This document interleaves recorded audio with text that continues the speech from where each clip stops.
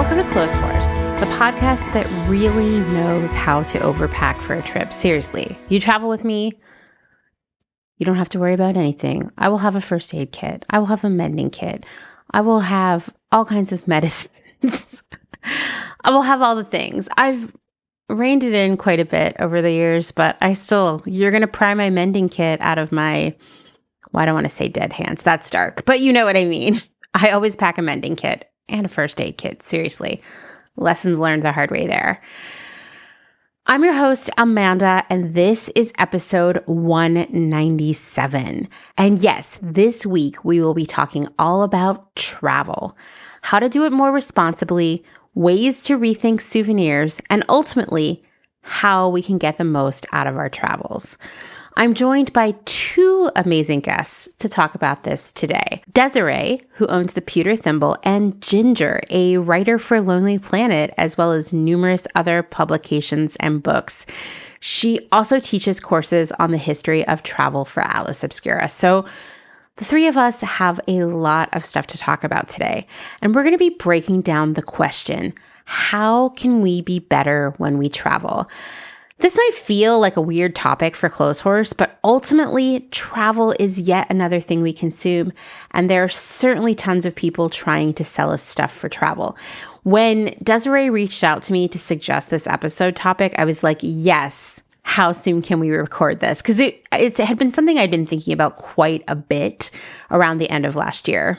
Travel and consumerism are, I don't know if they're even overlapping circles of a Venn diagram. I think they're both in the same circle of that Venn diagram. In fact, in the mid-2010s, a lot of my employers began selling travel-related products, but you're laughing because you're like, hey, Amanda, didn't you work in fast fashion? That's right. But travel was something to sell people. So, of course, like say at Nasty Gal, we weren't selling, plane tickets, but we sure were selling luggage and sleep masks and travel cubes and passport holders and so much more because it was another way to sell us stuff. And of course, there were also emails and curated collections of vacation clothing and even comfy stuff to wear on the plane. I will tell you, in the past month, because of spring break and the start of festival season, I have been bombarded with emails about vacation looks. It's so funny. You can just count on this industry to do the same thing year after year after year, right? And this year, they're still doing it. It's kind of boring, actually. Anyway, now I'm going to tell you, in this episode, we are not going to be digging into the carbon footprint of travel or the ethics of to travel or not to travel. And that's primarily because I just don't have a simple black and white answer for you when it comes to that. There are many thoughts about travel all over the internet, from people who say we should never travel, period, if we care about the planet. Read a ton of articles about that over the past few weeks, really more like opinion pieces, but a lot of people very strongly saying hey, you shouldn't travel at all, just stay home. There are others who say, oh yeah, go ahead and do it, but be sure to purchase carbon offsets, which I think is kind of interesting because it's pretty greenwashy, right? It's oh, here's a guilt-free way to mitigate your impact and do as much traveling and consumption as you want. Just buy this other thing, right? And I don't know if this was last year or the year before that, but I did a little segment on carbon offsets and it's a little scammy, right? Definitely greenwashy. But yeah, there are a lot of articles out there, a lot of think pieces for sure that are hey, travel as much as you want. Just do it responsibly by ... buying carbon offsets. So that's another opinion out there.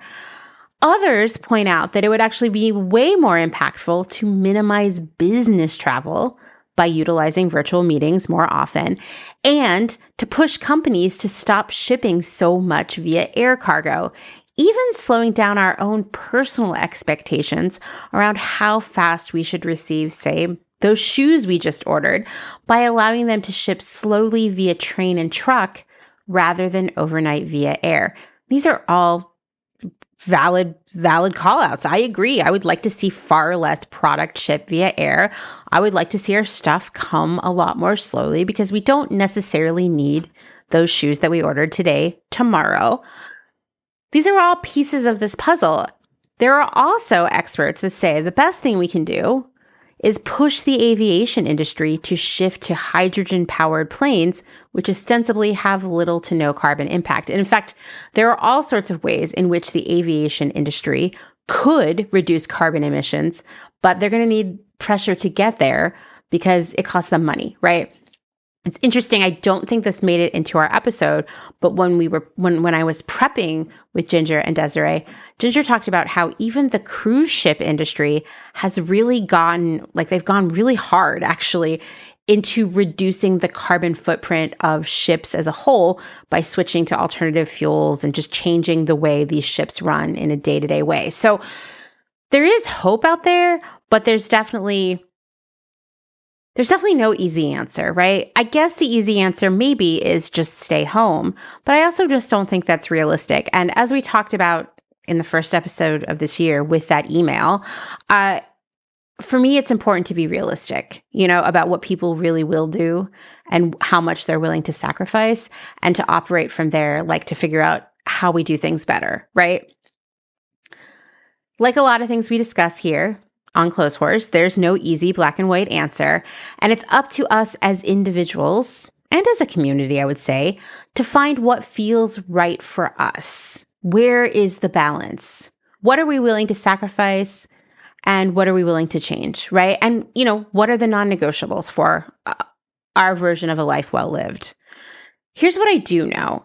A 2018 study published in Nature found that global tourism is responsible for 8% of global greenhouse gas emissions. For some context, that's in line with the global greenhouse emissions of the fashion industry. In terms of other industries that are emitting, greenhouse gases, about 24% of global greenhouse emissions come from agriculture and forestry and other land use. That can be anything from growing trees to make paper and cardboard boxes, to growing cotton or raising sheep for wool, to, the production of our food, particularly, obviously, any animal products.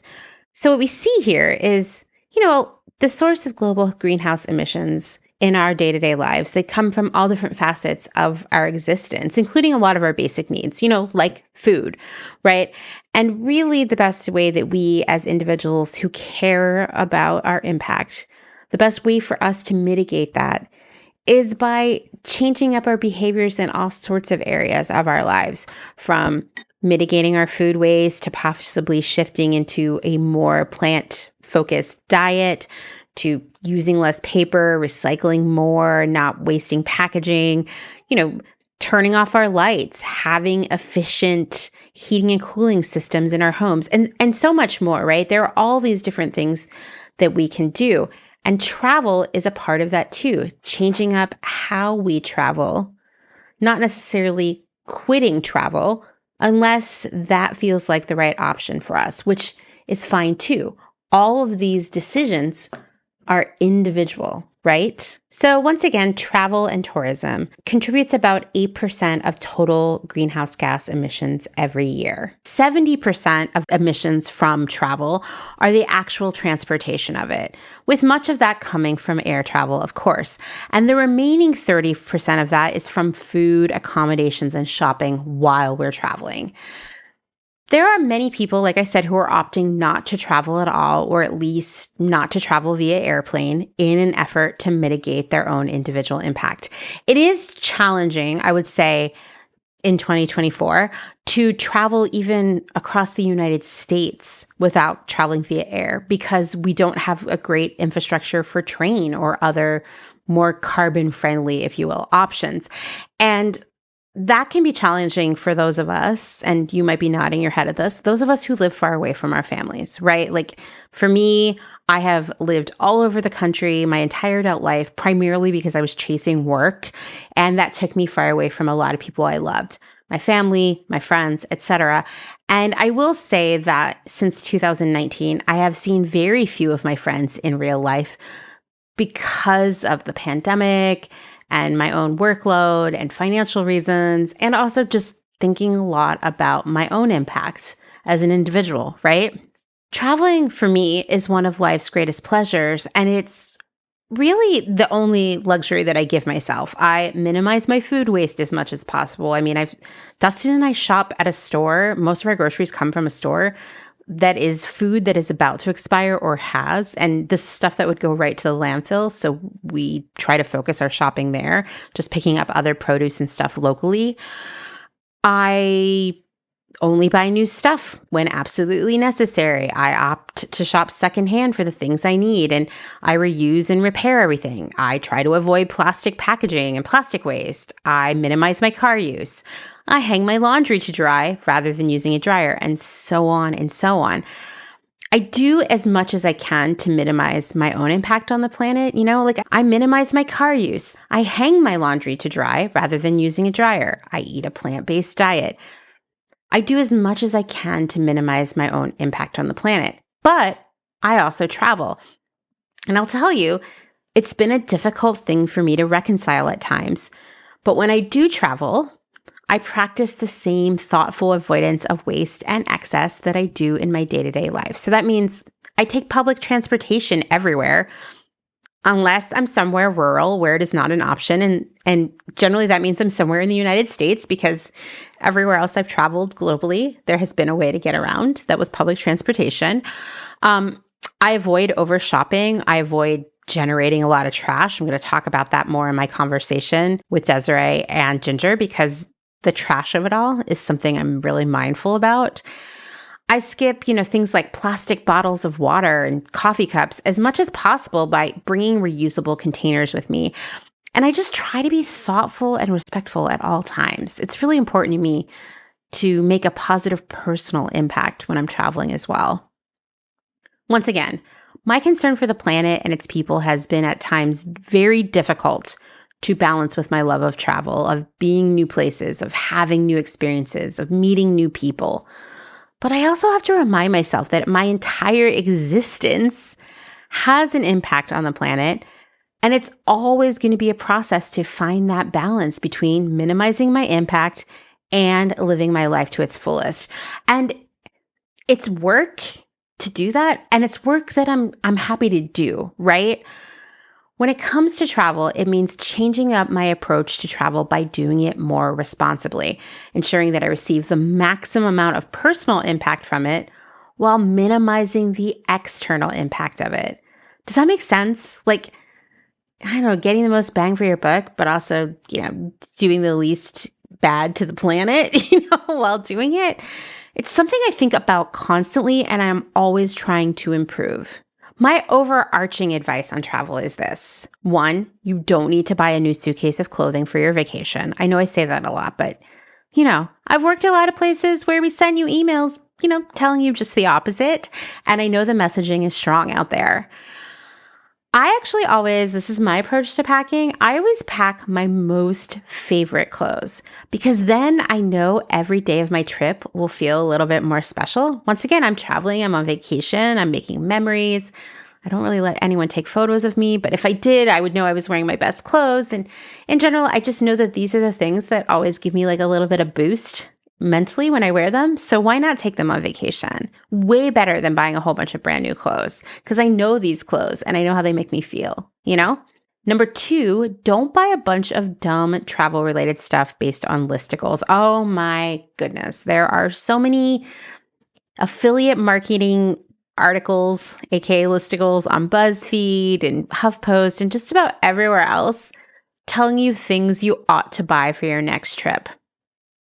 Here's my advice. Find a travel pillow that you will actually use. Like, I don't have a donut pillow.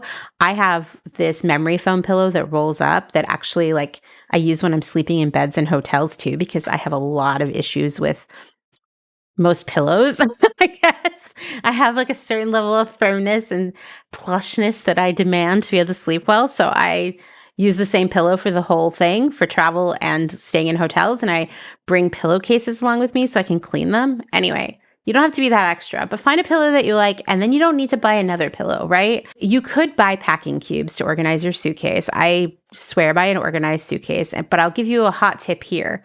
I see a lot of packing cubes at thrift stores these days. I think a lot of people receive them as gifts and then never use them. But beyond buying packing cubes, you probably already have a ton of tote bags. I'm going to tell you, you can use them to organize your stuff in your suitcase. Actually, I can't even take credit for that trick. I learned it by watching Dustin, who also has a lot of tote bags. I do think if you're taking a long haul flight, you should get yourself a pair of compression socks. Trust me, you will thank me later. You should probably get some earplugs. If you need a sleep mask to sleep, like go for it. But your airline might give them to you anyway, and then you won't be wasting. I also, pro tip here, I always change into my pajamas and slippers for an overnight flight. Like, do what you can to be as comfortable as possible. And you don't need to buy any new stuff really outside of the compression socks and the earplugs to be comfortable on a plane, right? So don't let them sell you all this other weird stuff, because there is some weird stuff in those listicles. Of course, I always look. Number 3 is take public transportation as much as possible when you're traveling. It's the best, cheapest way to get around, and you get to really experience what it's like to live somewhere, which is kind of the point of it, I think. Next, bring a refillable water bottle. You're going to need it on the plane anyway.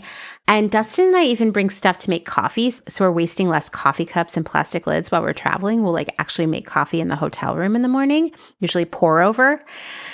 And lastly, I'll just say be thoughtful about souvenirs and other things you buy on vacation. We're going to talk about that a lot today, but I do think that sometimes the final day of the trip is where the resolve to not overshop, buy things we don't like, or things that, we're not going to get a lot of use out of. I think that it always falls apart on the last day. So we're going to talk about that today too. I guess I would say that my approach to travel is similar to everything else that is sold to us. Don't make decisions impulsively. Don't overconsume. Do what you can to get the most out of what you do consume, and in this case, travel.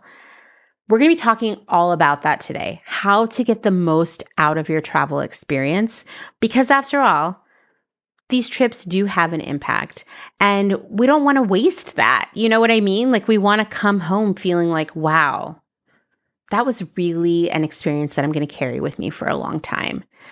This conversation with Ginger and Desiree is super long and, in my opinion, very fun. So I'm going to jump right into it. I did break this down into smaller pieces for you to enjoy over several days if you like a shorter listen. And for all of you like me who love a long listen, then you're in for a treat. So let's get going.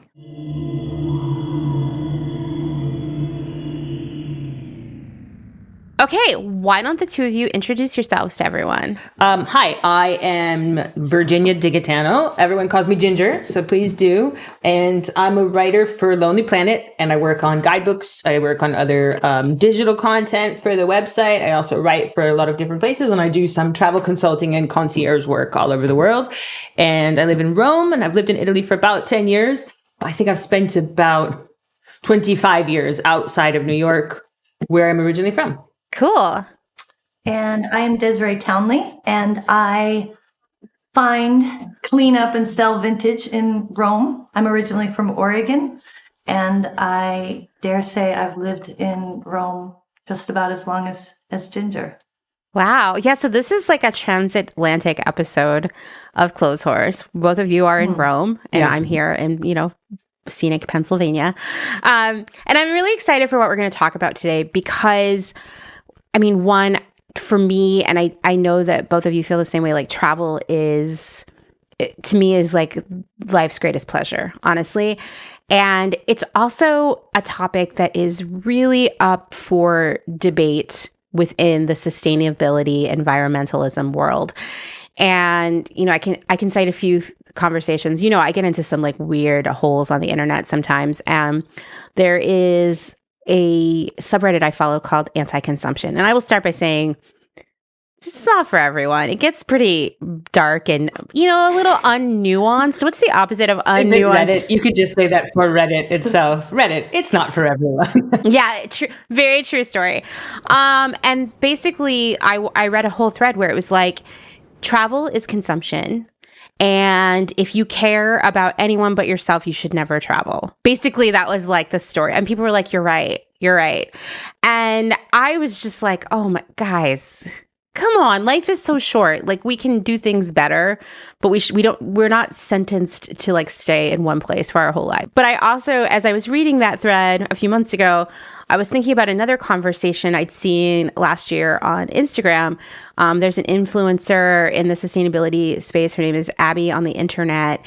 And she had gone on vacation to go skiing. I don't know, like in Colorado or something, somewhere. Skiing, not my world. So, but like, I assume it's something you go to Colorado to do anyway, or like the Swiss Alps or whatever.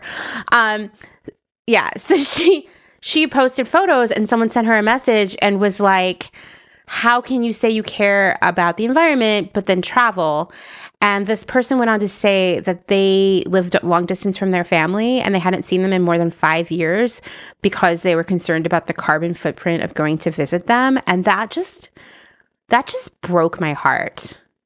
Like, I just felt that, I mean, as we've been talking about a lot lately on Clotheshorse, like, people kind of miss the nuance and complication of things, and more importantly, the humanity and the shortness of life. Yeah, for sure. So what are your thoughts on travel? Like, why is it important to you, and why do you think people should keep doing it? So it's a really funny thing. I have to say, I just taught a class with Atlas Obscura. I taught a class about traveling, about how to plan for travel and how to travel better. Which, I mean, we can come back to and talk about that thing, because that's quite a loaded word, isn't it? How to travel better. One of the things that I think was really important to talk to people about, I think the thing that I find interesting is that, and we don't think about it so much, but for most of our history as human beings, travel was something that we did under duress. And we only did it because we were fleeing war or famine or doing something that, travel, for the most part, we didn't want to leave our stuff. We really wanted to stay where our stuff was. So it's an interesting thing that when we think about travel as a sort of human, instinctually human drive, I'm not really surprised often when I hear people who there is so much tension between those who think that travel is great and those who think that travel is horrible for whatever reason. It's not exactly inherent to our nature to say, I've got all my stuff. I've worked really hard to pick it all out and to put it in the same place. Now I'm going to leave it. And I'm going to go somewhere else where none of my stuff is. I might get diarrhea, and then I'm going to come home to it and hope it's still there. Hopefully. That's not really part of our biological makeup in a way. Yeah. We want to stay with our things and protect them. So the interesting thing then about why we travel, why we go places, when we start to think about that, and why we're curious to see other parts of the world, why it matters to stay curious. It's an interesting conversation, and it shows something that's so different about what we have available to us as resources to be able to do that. Because now traveling to the other part of the world doesn't require a 3-month, steamship and 4 trains and possibly diphtheria and maybe never coming back. You know what I mean? So now it's like, okay, maybe we have to change in Frankfurt. It's like not comparable, is it? So things have increased so rapidly. Our availability, the accessibility of it has increased so rapidly. It reminds me of, and it is very much, it is very consumptive. When communists were first writing about critiques of capitalism, God, did you tell that I went to graduate school? I can. Because I was not going to bring this up. But they were. That's on her list. In my dissertation. Yeah. No, but this is for the Marx watchers in the house. But when they talked about, I don't know, like, we've got them. Welcome to the niche corner. But they were talking about, what they talked about was, the annihilation of space with time. So, taking space and taking distance and collapsing it with the ability to do things faster, do things more quickly. And I think in a lot of ways now we are looking at, when I hear people, because I hear the same things from people writing for Lonely Planet that say, that I work in an industry that's killing the planet, or that I'm doing things that are making over tourism worse, because. Again, I think there is that thing. Everything is too accessible for people, and everything is too and there is too much involved in it. It's too overwhelming, and they can't find their way out of it sometimes to figure out, how can I do this in a way that doesn't kill the planet? And I think that's actually, I'm not surprised when I hear it. So I think so anyway, that was a very long way to answer the fact. I think when I hear when people talk about their resistance to travel, I can't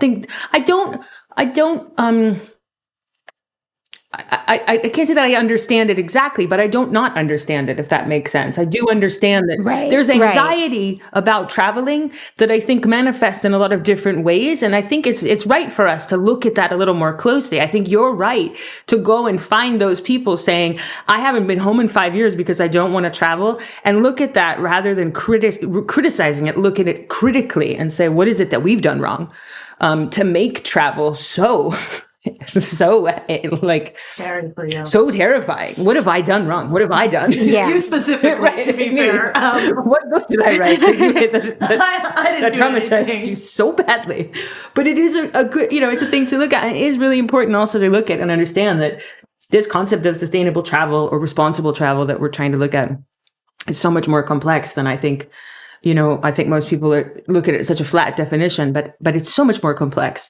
And has so much more to do with the idea of not just being environmentally conscious, but it has a million different aspects to it. And one of those aspects should be something that's enjoyable, because that's a sustainable thing to do. When you enjoy something, you want to do it again. Yeah. And so when you don't enjoy it, then we're at a different topic. Then we have a different issue to talk about. Amanda, it makes me think of your episode about happiness that I was listening to today, because your guest, excuse me, I can't recall her name, your guest, she was discussing how we need more happy people on the planet. We need more people who have joy in them, or who are finding appreciation in the world, so that we want to be in the world, that we have enough unhappy, sad, angry, violent, we have so many awful things going on in the world, and that travel brings the average person like a chance to connect in the world to people maybe that are different than them, see things that they've never seen before, and have new and different experiences that make them want to be on planet Earth with other Earthlings. And I think that's a very important thing, and sometimes we have to leave our own house to want to be with other Earthlings. Right. Yeah.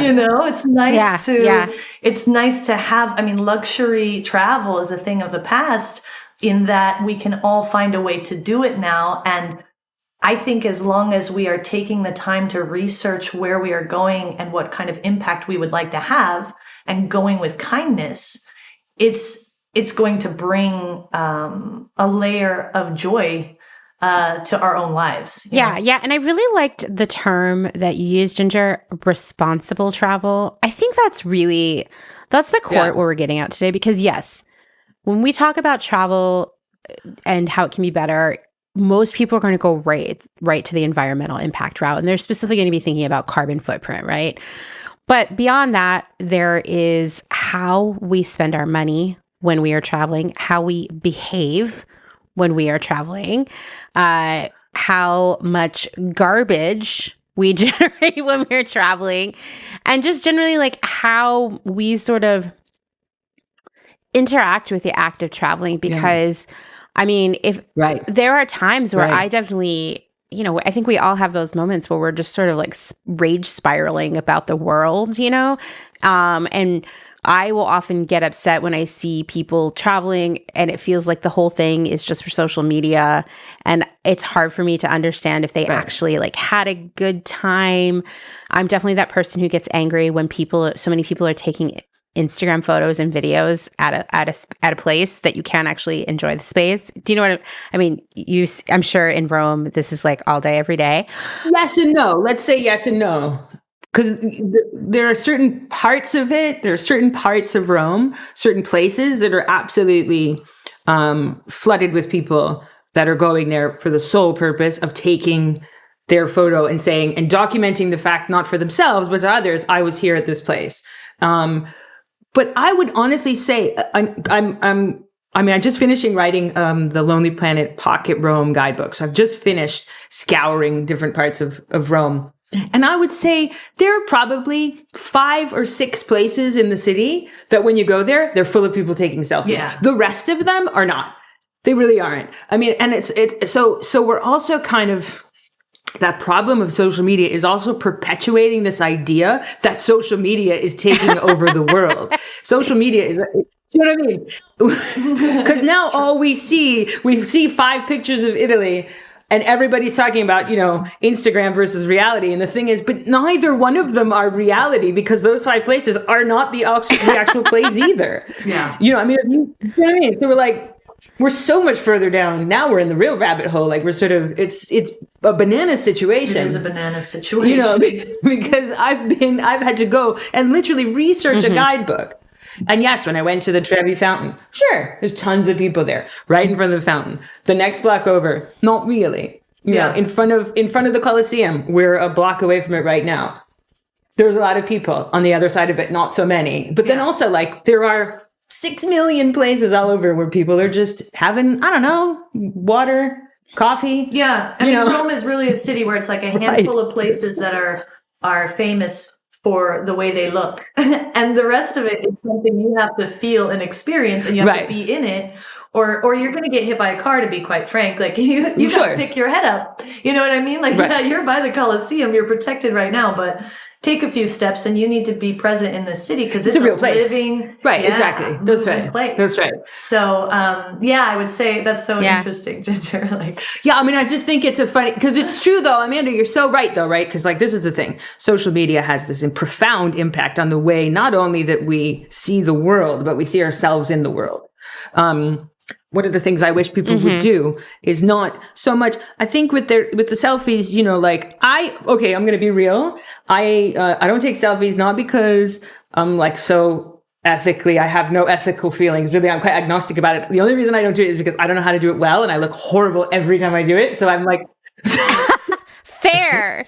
I feel that as well. People are always like, I wish you would share outfit photos. And I'm like, no, I'm not good at that. Yeah, the people who do it and are into how they look, and if they find a good one, do it.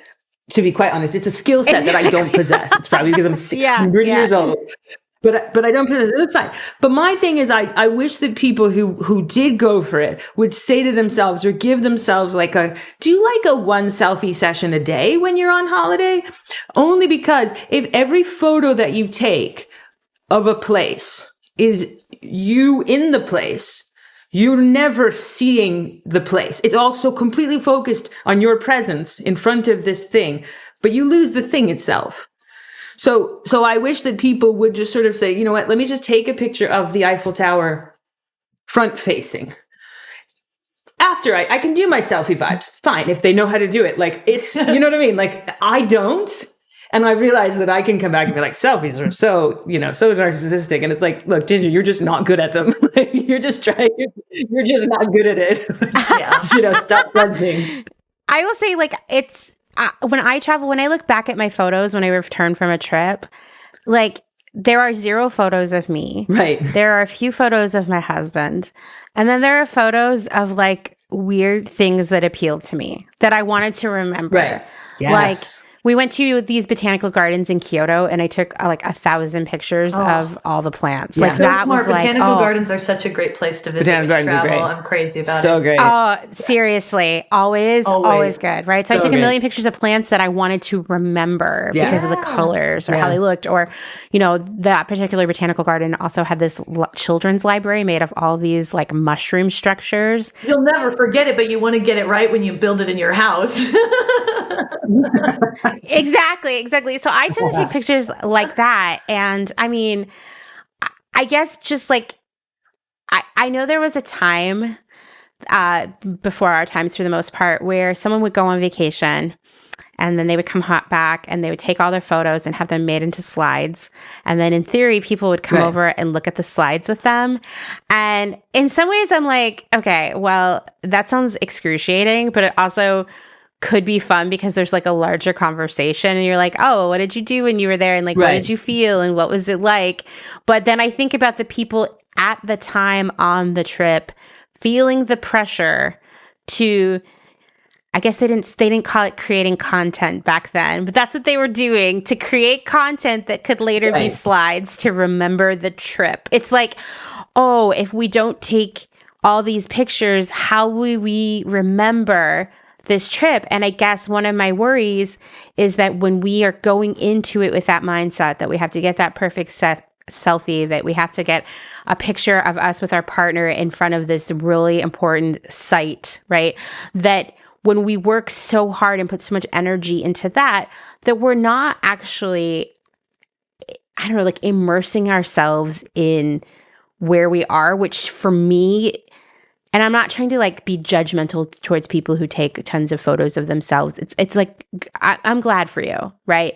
But for me, immersing myself in the actual place that I'm in and being a part of it and looking around and listening to people talk and just, I don't know, being a witness to it is why I love travel. Why to me it is one of my greatest pleasures, because I feel like I learn so much about people and things smell different and look different. There's different birds, it's like the birds sound different. And so like for me, my worry is that sometimes, at least in this modern era that we live in now of social media, we don't actually get the impact of travel in the full way because we're so focused on the output of the travel, I think. Yeah, like, the that makes documentation sense. of it for other people.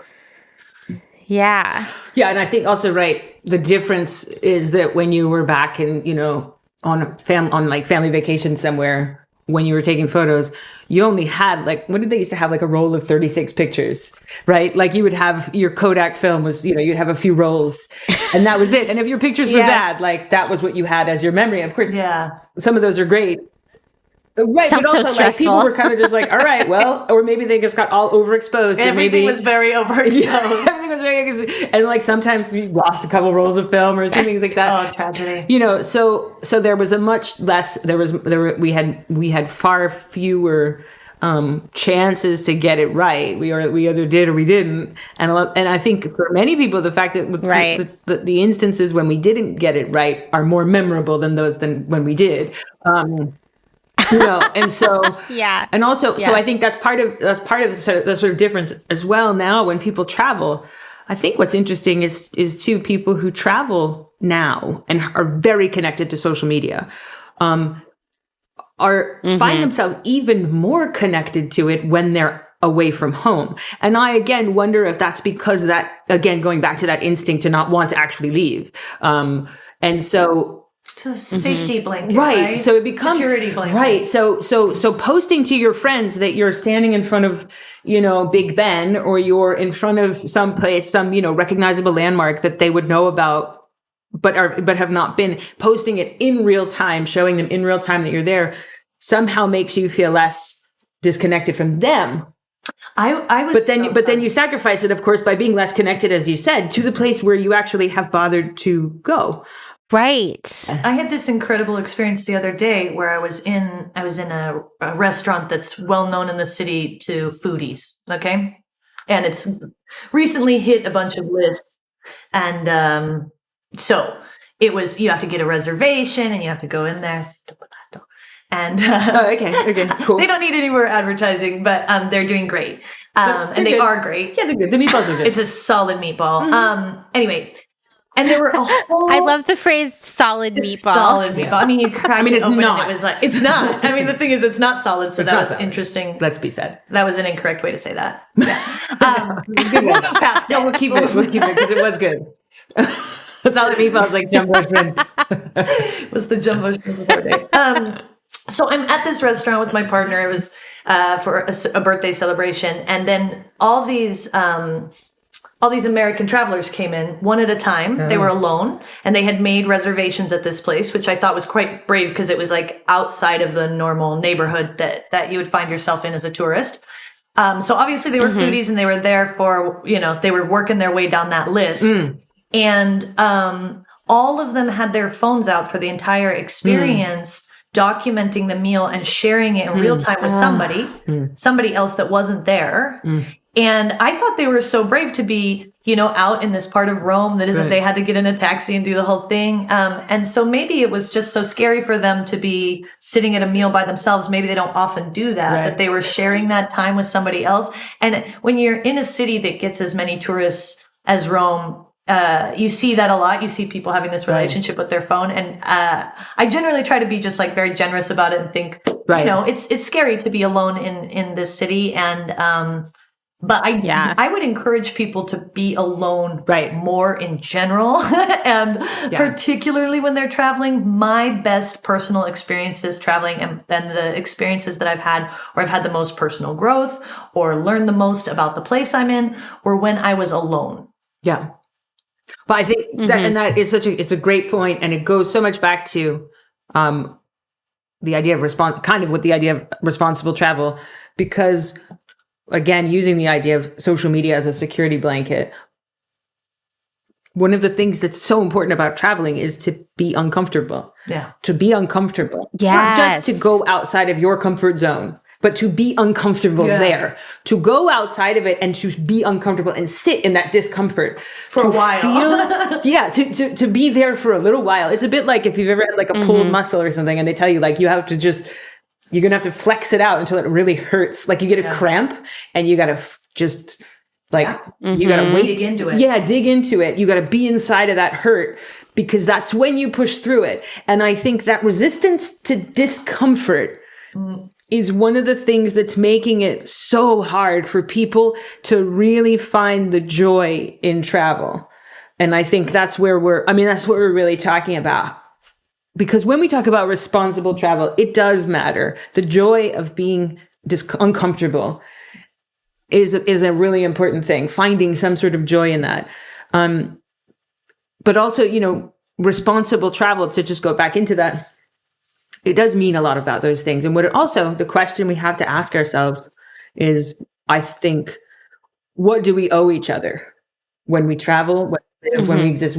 That's responsible. What do we owe each other?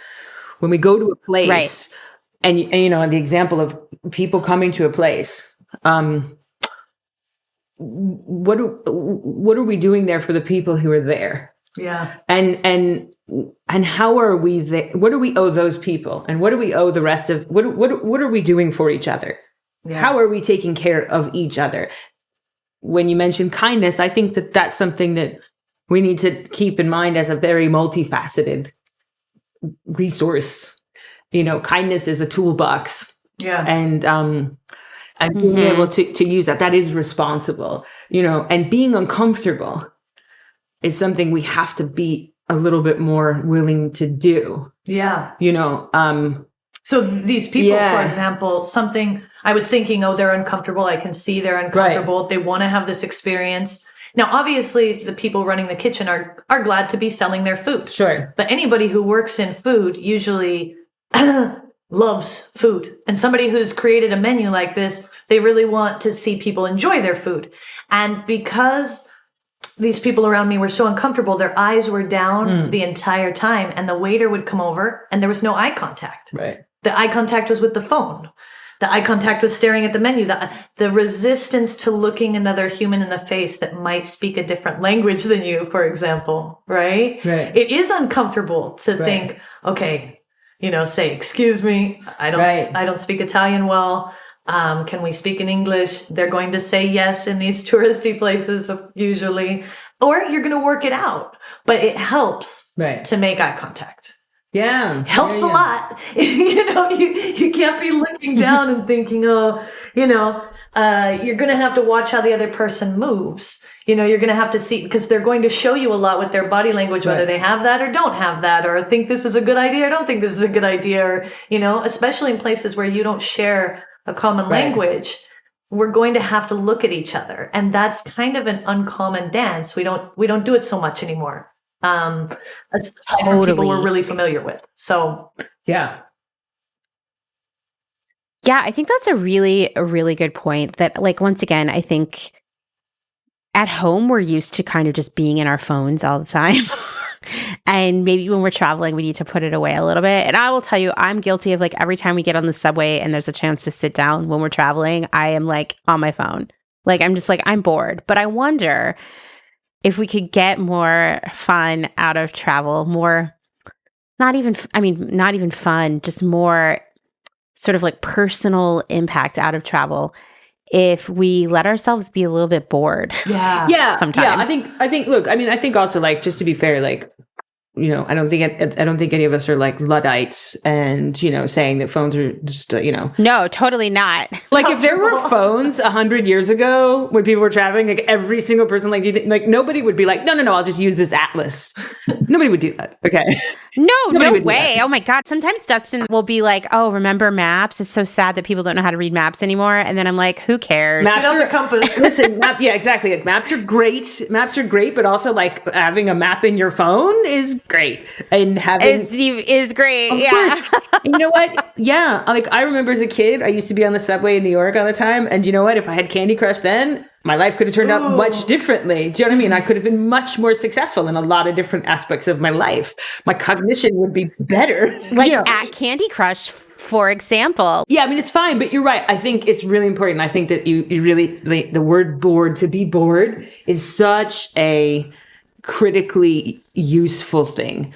To be bored when you're traveling is so valuable, because you do actually, to be on a train for 9 hours stuck somewhere and to not have any phone reception, then all of a sudden you have to, like, look out the window, or, you know, God forbid, read a book, or, you know, or make up a game, play a game, like play cards or something like that.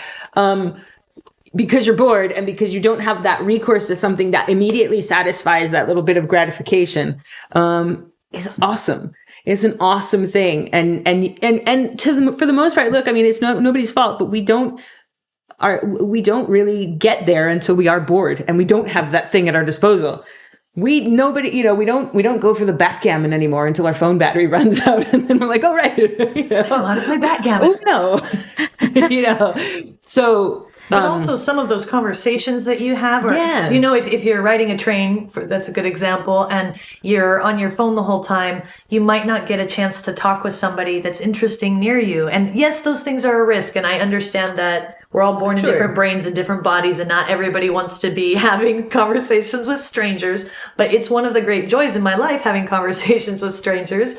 And I get into those conversations a lot in this city because I put my phone away a lot in this city, because I feel very anxious actually having social media with me all the time. It makes me, I had years where it felt really important, particularly during COVID. And I realized that most of the conversations I was having in my life were not with people in my city anymore. Right. They were with my besties all over the world. And I thought, well, that's really wonderful. I have that, but also I'm not building the friendships in my city. I'm not meeting up with my, right? There was those very intense first years of COVID. Right.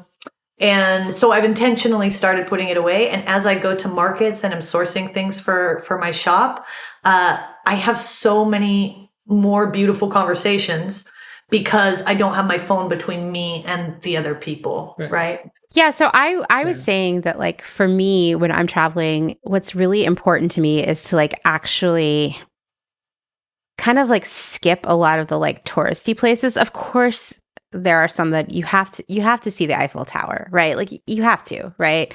You have to see the Colosseum once, like that kind of stuff. And you should. Yes. It's very beautiful. Yeah, very beautiful. You should. Yeah, but also it's not as hard as you think it's going to be. Yeah. I mean, you're going to walk I don't want to interrupt, but, like, not only is it like it's a must see because it's an architectural and engineering feat of, and it's like history, you know, it's humanity.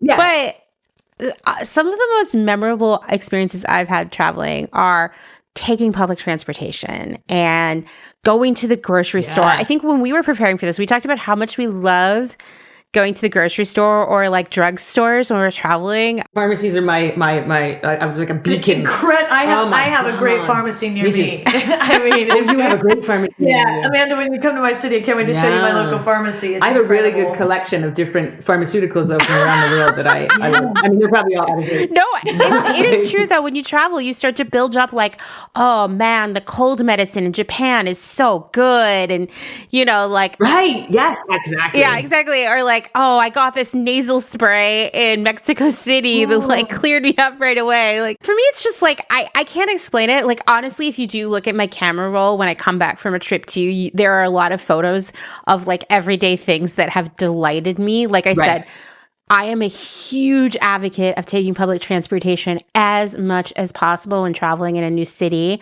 of taking trains versus planes when you can. Yeah, sure, there's the environmental impact of that, and that's great. But like beyond that, like it's so good for your brain. To me, like having to go into a busy train station and actually figure shit out when it is not in English, I fucking love that, okay? Yeah. I think it's so good, right? Yeah. Going to the grocery store, getting food there, going into like, actually, I try to stay in neighborhoods versus like in like big hotel zones. And that's even if I'm traveling here in the US, you know? And just like experiencing as close to possible as what it's like to live in a place. I mean, I'll tell you, the first time we went to Japan was on our honeymoon.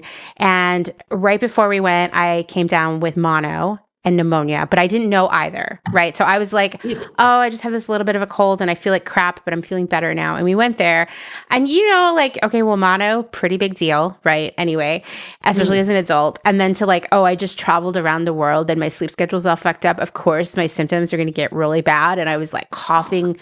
The airplane. Yeah, it was terrible. This is a pre-COVID world where like you could cough on a plane and people didn't care. Yeah, they don't care about you. They don't care about I was mortified. I'll tell you, I was like mortified that I was coughing this much. I was like holding it in.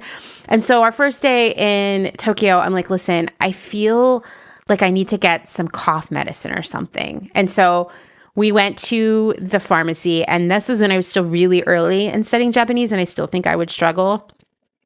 And we spent 45 minutes looking at the cold medicine section, trying to figure out what I should get and using Google Translate. Yeah. And, you know, ultimately we made a good choice. I still am like, wow, that was the best cold medicine I've ever had, even though I didn't have a cold.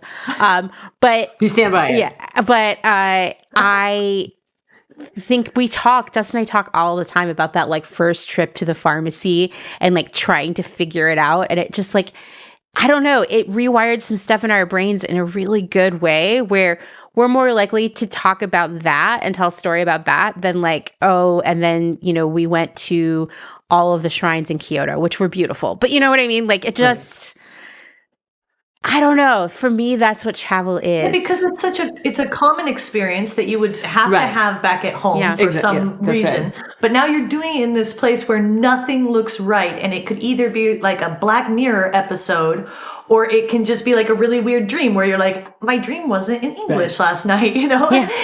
And you're there floating around, but trying to get something that you actually need. And it's really immersive and really interesting. It's also an accomplishment that even though it will sound ridiculous, but as however small it is, going to a grocery store and finding groceries and finding things that won't poison you, and being able to eat them and figure out a way to do all of that and pay for it in a currency, you know, everything like that is alien to you, is an accomplishment. You have furthered your survival in a different place. And that, you know, and that then like makes you feel as though, okay, wait a second, I can do this. Yeah. I can actually do this. I don't need to just be with my stuff. I can be in a totally other place. I can get new stuff in a new place. And I can do it. And I can do it. I can live. I'm going to live. I'm going to make it. And then that becomes really exciting. That's the excitement of it. So I 100% agree with you that going and doing the small things that form part of our everyday lives are the actual things that we should all kind of aim to do. Yeah. You know, I love it when if I have clients and they ask me like, where can I get a toothbrush? I'm like, let's do this. Yeah. I have a weird relationship with toothbrushes. I really I'm always looking for sustainable toothbrushes. Okay. I have a real big fan of them. I have a really good sustainable electric toothbrush. The company is called Desirée. They're great. And so when people come to, when people go through and they say, I really need a toothbrush, I'm like, let's do this. I got stores that do toothbrushes. Let's go on this mission and let's find you a good toothbrush. Yeah. One that we're going to go, hairbrushes. I mean, Italy has great hairbrushes. We have these amazing brush stores. That's right. Shaving kits. I wish people more often got a beautiful umbrella when they travel, because people will buy an umbrella in the city all the time, and then their garbage, they're all over the streets. Right. You know, you can go down any street and there's 1,000 broken umbrellas, right? But there are also really beautiful old umbrella stores in this city. And like, yes, it's an investment, but what if you're taking away, that's the thing you take away from this trip is like a really beautifully made umbrella with a handle. So cool. Yeah. And you see like the old men on the street who are like super dapper with tie pins. And umbrellas, and you're like, still wearing a hat with the whole with the brim and their Borsalino hats, and you're like, I'm in this. Yeah. Or with the hairbrushes. Yeah. Hairbrushes and toothbrushes. Like if you're looking for hygiene supplies, let's go. Let's get on this bus. We're on the bus and we're going, because I got stores in the Lonely Planet. In the guidebook, I put like 3 different hairbrush stores, and I'm like, listen, go here. Well, it's different because I did my first trip to Paris, which was a really long time ago now, like, I don't know, 15, 20 years. I don't know. It's been a while. I bought a hairbrush, and it was much more expensive than one I would have bought in the US, but I went into this little shop and it was beautiful. I took 1,000,000 pictures in there. There was a woman who helped me. She was so lovely. I still remember her. We decided on the smaller brush because the large one was out of my budget. I know, out of my budget, but she was gentle about it. Right? And I still have this hairbrush. Right? It's lasted forever. Yeah. I love that. So these are little good things. And it's these little bits that do make travel worthwhile. And I think, and this is when I will just, this is what made me think of this. So Amanda, when you were talking about this, I thought if there's one thing that people could take away, and maybe this will become my cause. Okay. It sounds so dramatic.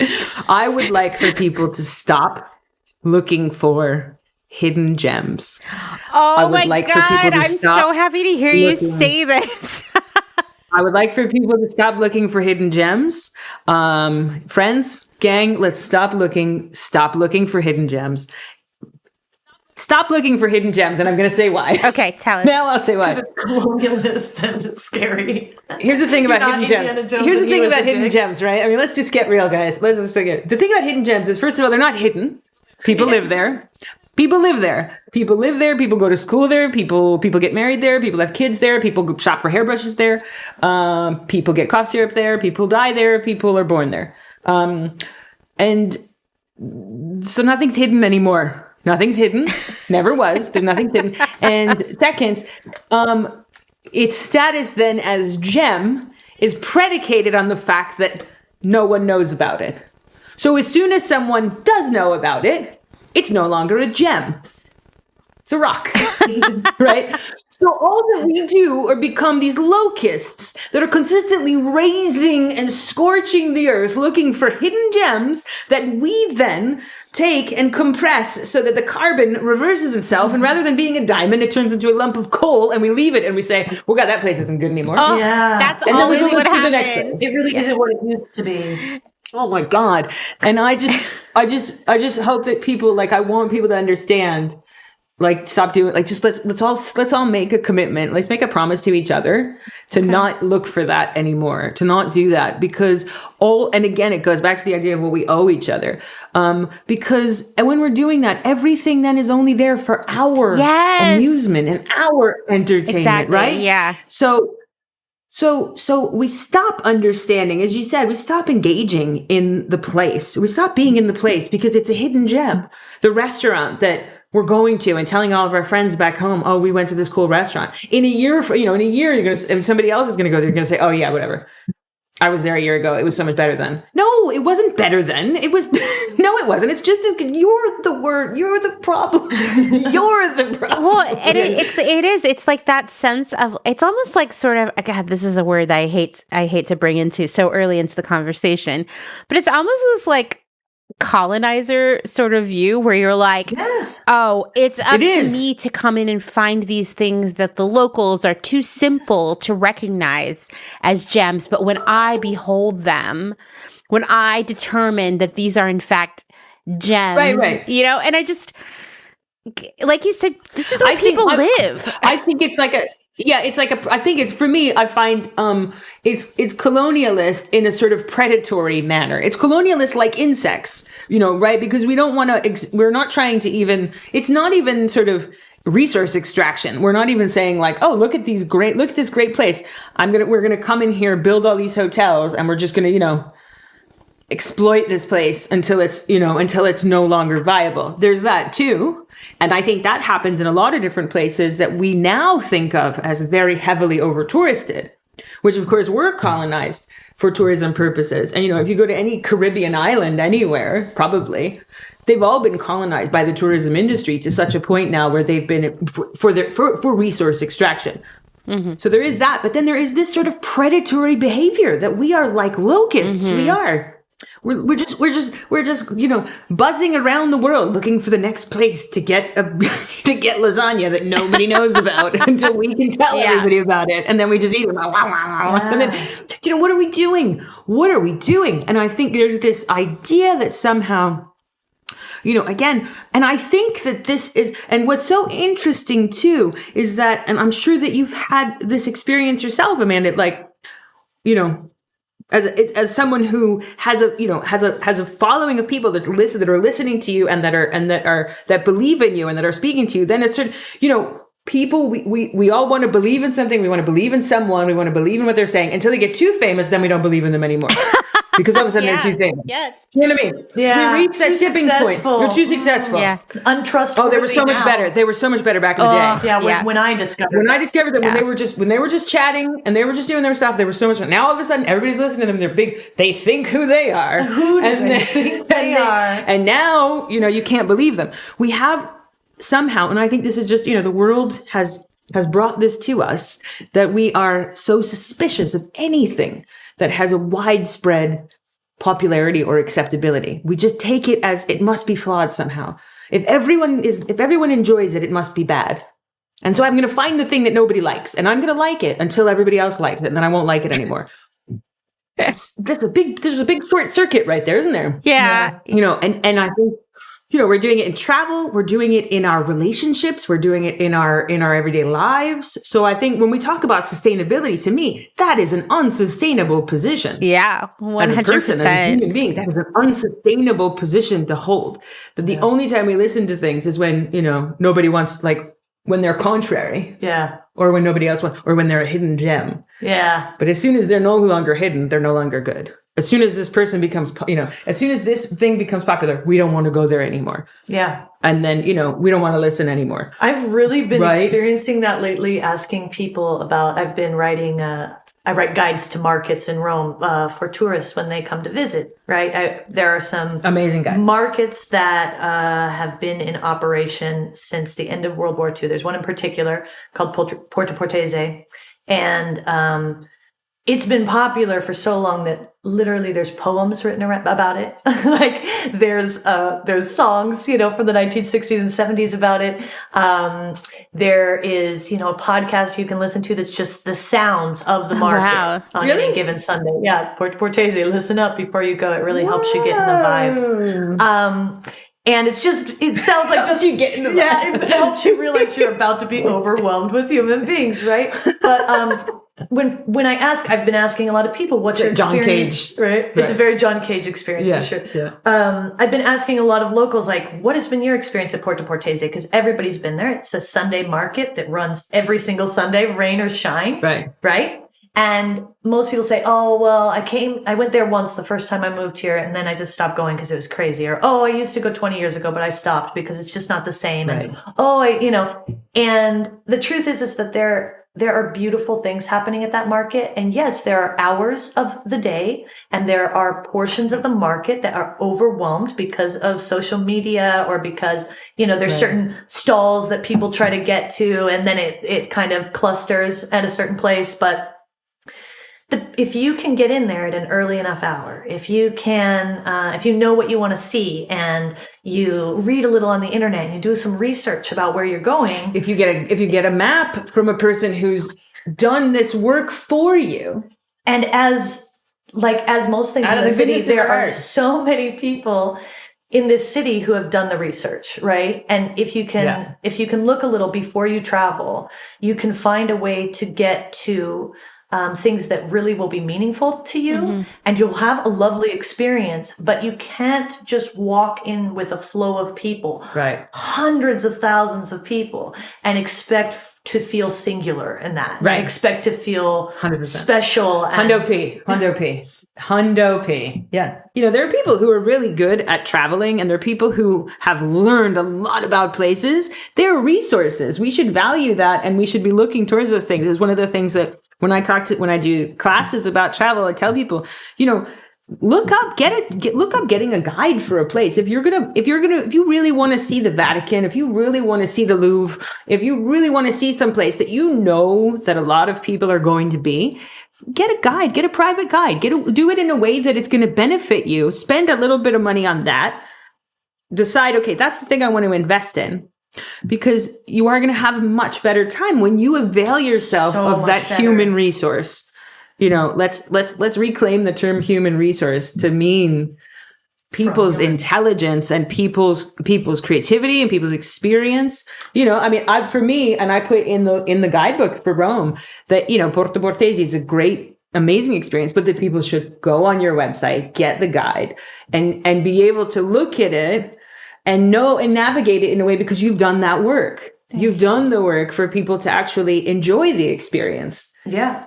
I mean, that's great. And we have a friend, Agnes Crawford, that is a licensed tour guide. And in many places in the world, a licensed tour guide means something totally different than what I thought it meant when I lived in Oregon, right? I didn't know what a licensed tour guide was. I thought a tour guide was a tour guide.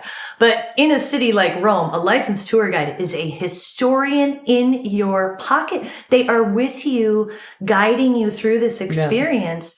Yeah. And Agnes took me on a tour of the Borghese Gallery. And it was like, how was that? It was incredible. It's bananas. The Borghese Gallery is mental, right? She was so lovely about how she answered my questions, because she said 100 words that I had never heard before.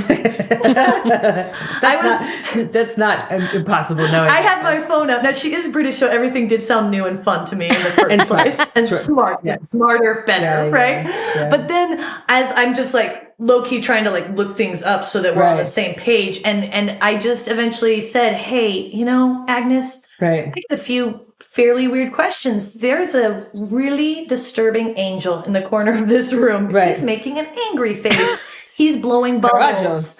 It's his self-portrait about? I know, his weird face. And she was like, well, let me explain. And it was so fun for me to have somebody in real time who could take my silly question. Right. And she continued to say to me, it's not silly. Right. There's not a silly question in this room. Whatever's intriguing you, whatever's pulling your attention right now, that's what's making this experience for you. So let me answer your questions. Wild place too. He was amazing. He devoured art. He would put artists in prison and take their stuff.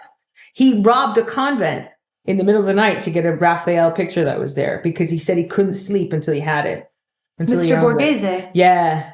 Oh, he was what a jerk. Yeah, so the collection, as it stands is the result of him being an absolute scoundrel. But it's really pretty. Yeah, and there was a weird angel in the corner, and Agnes helped me out. Yeah. And I wouldn't have known, I did not know that a guide was such a big difference until I had that experience. Yeah. I've been to the Vatican Museum many times, and I never had a guide, and I didn't know that it was such a different experience until I did it. And then I thought, I really wish I had done that sooner. Yeah. Because Jesus was up to some weird stuff in those pictures, and I had questions, but I had nobody to ask. Right. Yeah, that's a really good idea.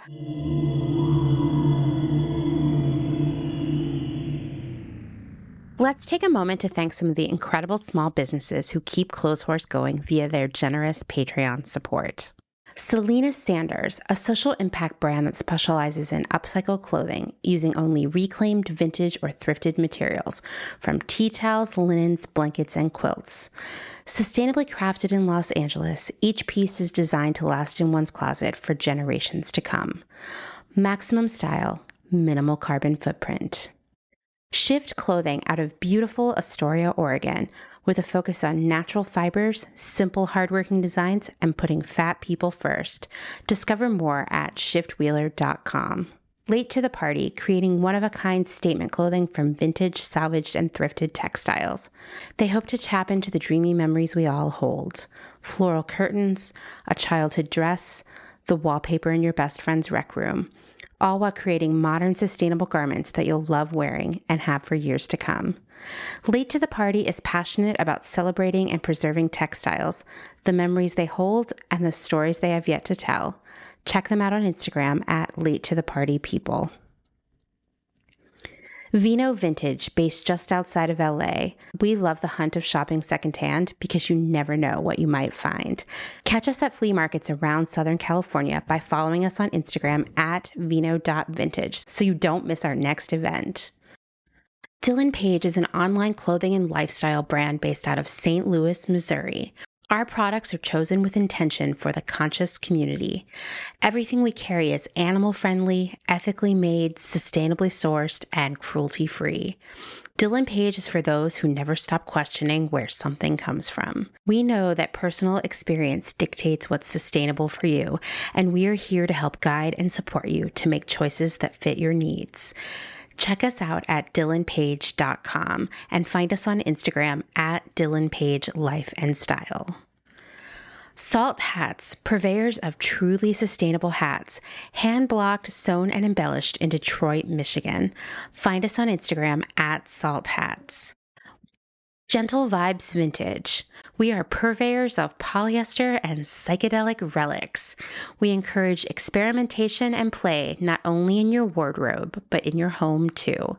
We have thousands of killer vintage pieces ready for their next adventure. See them all on Instagram at Gentle Vibes Vintage. Thumbprint is Detroit's only fair trade marketplace, located in the historic Eastern Market. Our small business specializes in products handmade by empowered women in South Africa, making a living wage, creating things they love like hand-painted candles and ceramics. We also carry a curated assortment of sustainable and natural locally made goods. Thumbprint is a great gift destination for both the special people in your life and for yourself. Browse our online store at thumbprintdetroit.com and find us on Instagram at thumbprintdetroit. High Energy Vintage is a fun and funky vintage shop located in Somerville, Massachusetts, just a few minutes away from downtown Boston. They offer a highly curated selection of bright and colorful clothing and accessories from the 1940s to the 1990s for people of all genders. Husband and wife duo Wiley and Jessamy handpick each piece for quality and style, with a focus on pieces that transcend trends and will find a home in your closet for many years to come. In addition to clothing, the shop also features a large selection of vintage vinyl and old school video games. Find them on Instagram at High Energy Vintage, online at highenergyvintage.com, and at markets in and around Boston. Vagabond Vintage DTLV is a vintage clothing, accessories, and decor reselling business based in downtown Las Vegas, Nevada. Not only do we sell in Las Vegas, but we're also located throughout resale markets in San Francisco, as well as at a curated boutique called Lux and Ivy, located in Indianapolis, Indiana. Jessica, the founder and owner of Vagabond Vintage DTLV, recently opened the first IRL location located in the Arts District of downtown Las Vegas on August 5th. The shop has a strong emphasis on 60s and 70s garments, single-stitch tees, and dreamy loungewear. Follow them on Instagram at Vagabond Vintage DTLV and keep an eye out for their website coming fall of 2022.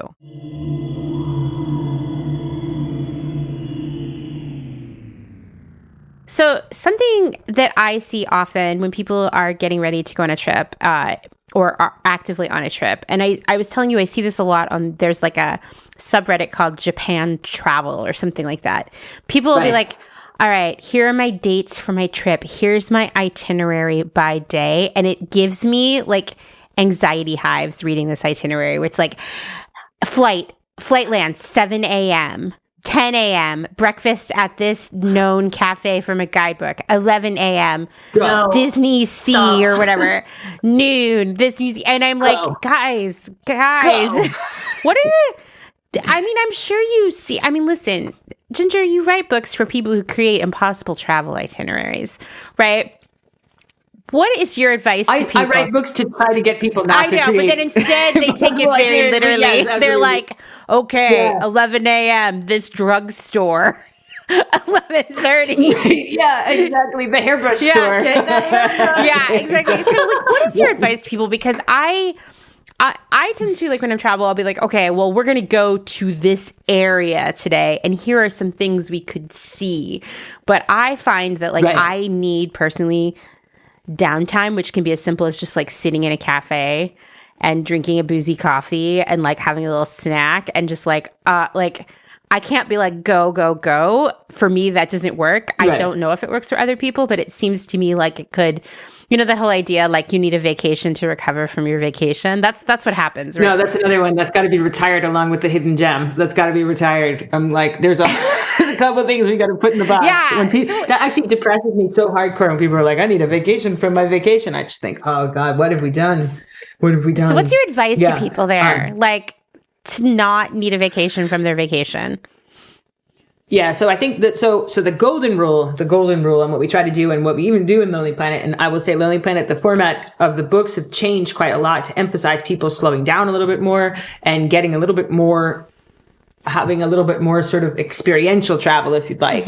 But again, it's still a guidebook. We still have to put in certain things. I mean, it's not entirely, you know, it's not just, unfortunately, the drugstore and hairbrush guidebook for the world.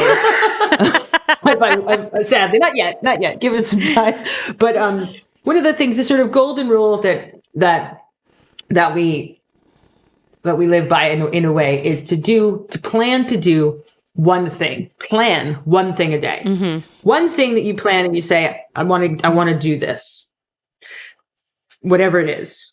The rest of it, leave it pretty flexible. Leave yourself the flexibility to do or not do, or to wander, or to be in places. Researching the area where you are, where you're staying, or where that one thing is that you want to do, is always a cool thing to do. But and it helps because you can just say, okay, maybe we'll sort of wander around, do that thing, but only plan one thing. And in terms of knowing, you know, the weather is a really important thing, because sometimes a lot of places you don't want to be, if you're in the middle of summer, you don't want to be out in the middle of the day in many places in the world, especially now when most of the planet is boiling. Yeah. So you do have to adapt around that. And so the other rule that we tend to do is to say, you know, do that one thing early in the day, take the afternoon off, and then go out and do something cool at night where you're just like, go grab a drink or grab some food or walk around or go to places, you know, however you kind of want to do that. But break your day up in a way so that you're kind of planning one thing and then letting the rest of it happen for you. So that's a sort of, that's a rule that I tend to live by if I'm going to plan something at all. I think also it's very important, and I wish that more people, I think that more people should. We should start thinking more about our travel and our trip as beginning, not when we arrive in the country, but when we leave our house. So taking the time and looking at your travel, your actual travel, being in the airport, make it as comfortable as you can. Don't just get through it, white knuckle it. Make it comfortable for yourself. Both ways. Do you know what I mean? Some people, whether you're an anxious traveler, whether for whatever reason, whatever it is, think about your travel time. It doesn't mean you have to buy a lot of stuff. I see all these like listicles of like 47 things that you need for your next flight. And I'm like, worst. You don't need those things. That's wild. Crazy. Yeah. Don't buy any of those things, and maybe go online and check if there's an upgrade to like premium economy, because it's really nice. It's a really nice upgrade. Airlines have done really well to some of, I mean, you know, not all of them, and airlines are also another predatory industry, but fine. We'll talk about it later. You know, but you can, you know, you don't have to go get first class or business class. You can even just incrementally increase a little bit. So don't spend money on like, I don't know, like they have like these footrests that are like hammocks. I've seen people, and, you know, with things those. that blow up, and it's all sorts of stuff. Yeah, all this stuff that blows up. And It all there's a lot seems of so blow-up. annoying. I don't know. Yeah. Yeah, I mean, I don't know that you could spend easily $300 on that stuff. Don't get that stuff and get an upgrade, and you'll get a lot of that stuff. And the flight is really nice. It's a marked difference. And so, and I think if we start, and then on the way home, plan as well to know how you're going to get home. You know what I mean? Like, I think people just know how, if you're going to call a cab from the airport to your house, plan it and know that it's going to happen. I don't know. It just removes a lot of stress. Make your bed so that when you come home, you have clean sheets and it's all like ready for you. That's a key for me. I love that. I always do that. I swear by that. Yeah. Because when you come home, so I think a lot of the times when we're looking at not just the packing too much into our time that we have in country, we don't really look at the actual travel part as being part of the experience. And I think that creates a lot of fatigue and a lot of stress as well. So that when you so you're already tired when you get to a place, you're already stressed when you get to a place, then you get home, you forgot why you even bothered to do it. You hate everything. Delays are going to happen. Unfortunate things are going to happen. But I think we need to start thinking about that as part of the experience a little bit more and making it a little bit more, if not enjoyable, at least more tolerable, or doing things to take care of ourselves during that time period as well. Travel used to be fun. Going on planes used to be fun. I know it's not fun anymore, but there are ways that we can do it that I think will help a lot. So because I often think about it, I've spoken to a lot of people about this idea of, getting back from holidays and being exhausted. More often than not, they're exhausted from the flight. They're exhausted from, I traveled and I came home and I had to go to work the next morning. Maybe don't do that. Maybe if you have only a certain amount of time, take an extra day to recover. Yeah. That I think is really important. And that sort of quality, again, is sort of quality over quantity. If you've only got a week to be in Japan and you're coming from New York, you're going for a very short period of time. If it's a dream you have and this is your only opportunity to do it, okay. But just really be very realistic about your expectations about what you're going to be able to do and see. Because otherwise you're going to want to see everything and you'll see nothing. Yeah. And you want to get a hairbrush. You are not going to get a hairbrush. You want to get a hairbrush.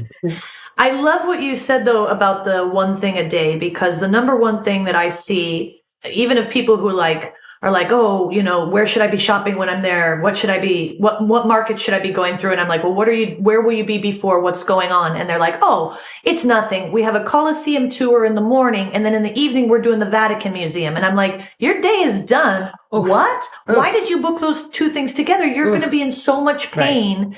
And I promise that if that was your dream trip, right. If Rome was your dream trip, it is a broken dream now. When you get home, you did not love Rome. And right. What you're going to say to people is Rome is not what it used to be. Right. If you go see Rome now, it's just terrible. Well, you really, really didn't right. give yourself. You just did it wrong. You didn't give yourself a chance right. to enjoy that. And you have to remember you're a human in your body. Right. And as much as you think maybe you're an extreme athlete, you're an Olympian. And so this is no problem. But I know walking in this city, it is a difficult city to walk around in, right. Cobblestones everywhere. Everything's uneven. I get home, my quads hurt, And so if you're doing major museums, you're doing the Vatican Museum is 3 hours of walking minimum? At least. Oh my God. And so it's like, of course you didn't enjoy yourself, but now maybe you've also made that city not wonderful for you. And that's really sad. Yeah. Because I think the ideal is,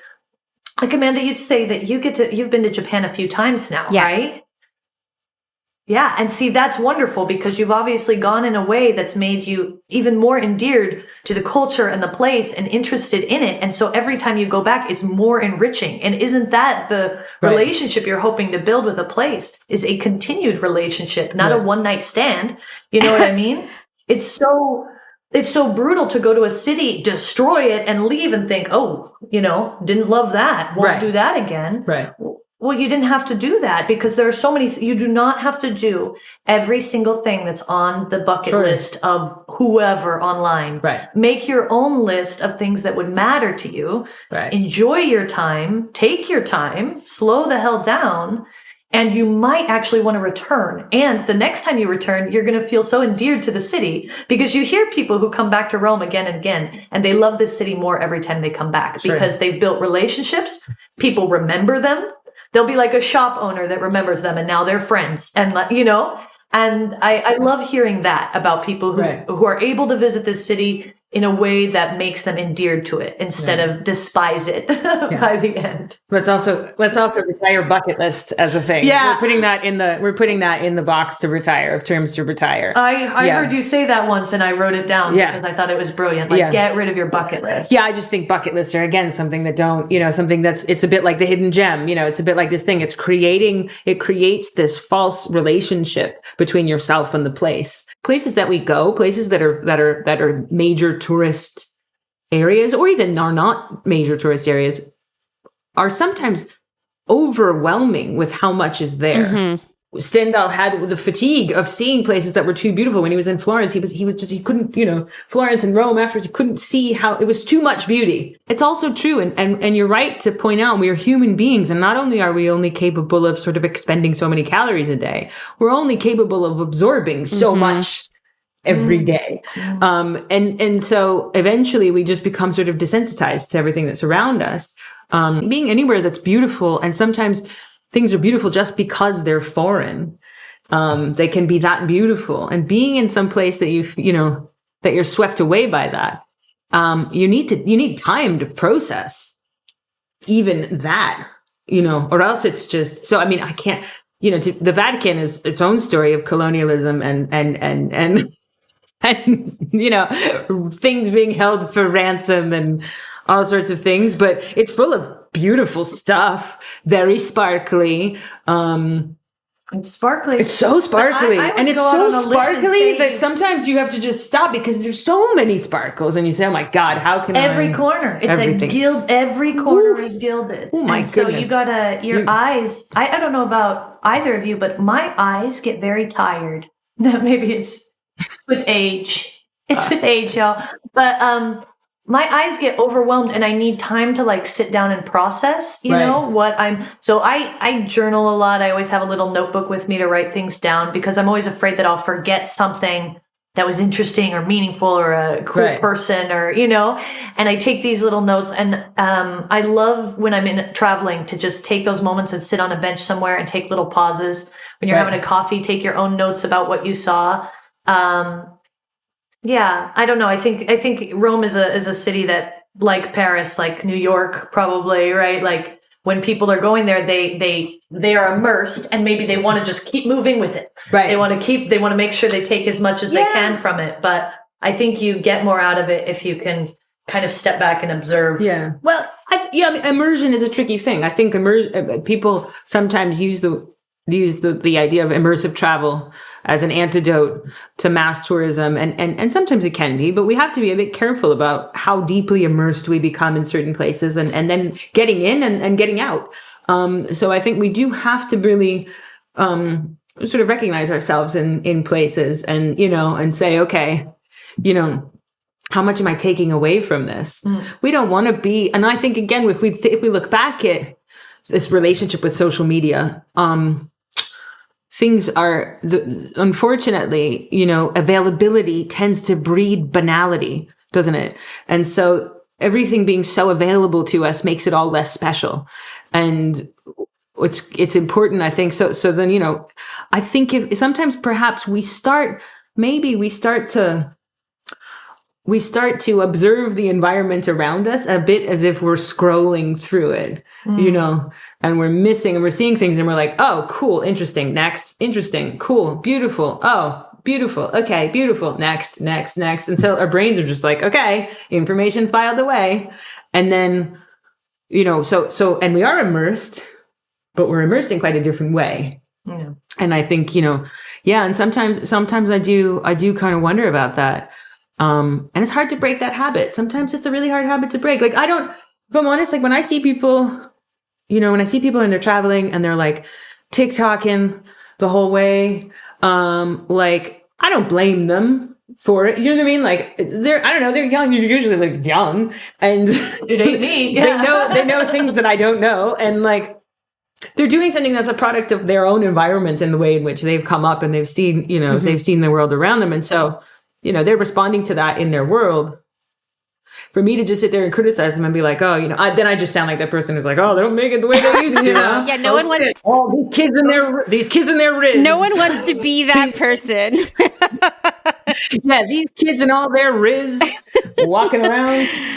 But you know what I mean? Like, we have to engage. It's one of the things that Lonely Planet we're trying to work on really doing is understand, Lonely Planet's a really well-known name in travel. People know it. But it's also, it's 50 years old now, the label, and it's trusted. People trust the label. They trust the name. But, it skews now towards people who are older travelers because of course it does. Right. And so getting younger travelers, getting people who are young to be able to be engaged in travel is really important. And I don't want to sit there and tell people, turn off your phones, don't post on TikTok, be in the place. And it's like, oh, that sounds super fun. Thank you so much. It's like, thanks, you know what I mean? Dad. Like, you feel like just such a jerk. Yeah. Like, do you know what I mean? I want to be I'm able not to traveling with my parents for a reason. Yeah, seriously. ma'am. And you're like, great. Meanwhile, these kids are like, no, they like can't find jobs. They're broke. They're just trying to like live for 2 days without anybody criticizing them.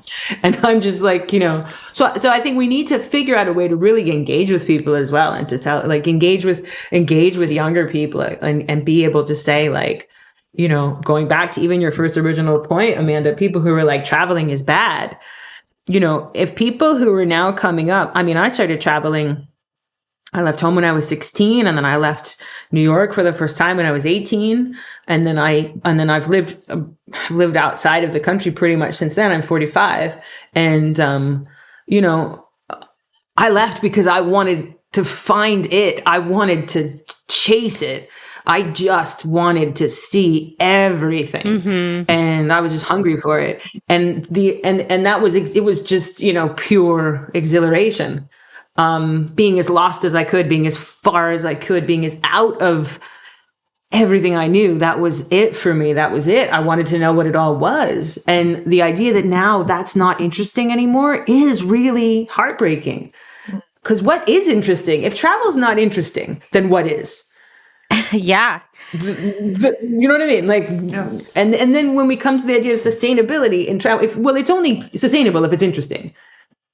Otherwise, people are going to be like, I think I'll just stay home with myself. Yeah. Yeah. So, I mean, I think that, like, we have this tendency to sort of Pokemon Go our lives sometimes, where we feel like we need to, like, catch them all, meaning we have to, like, go to all the places that people say you have to go to have the like legitimate experience of a place or a trip.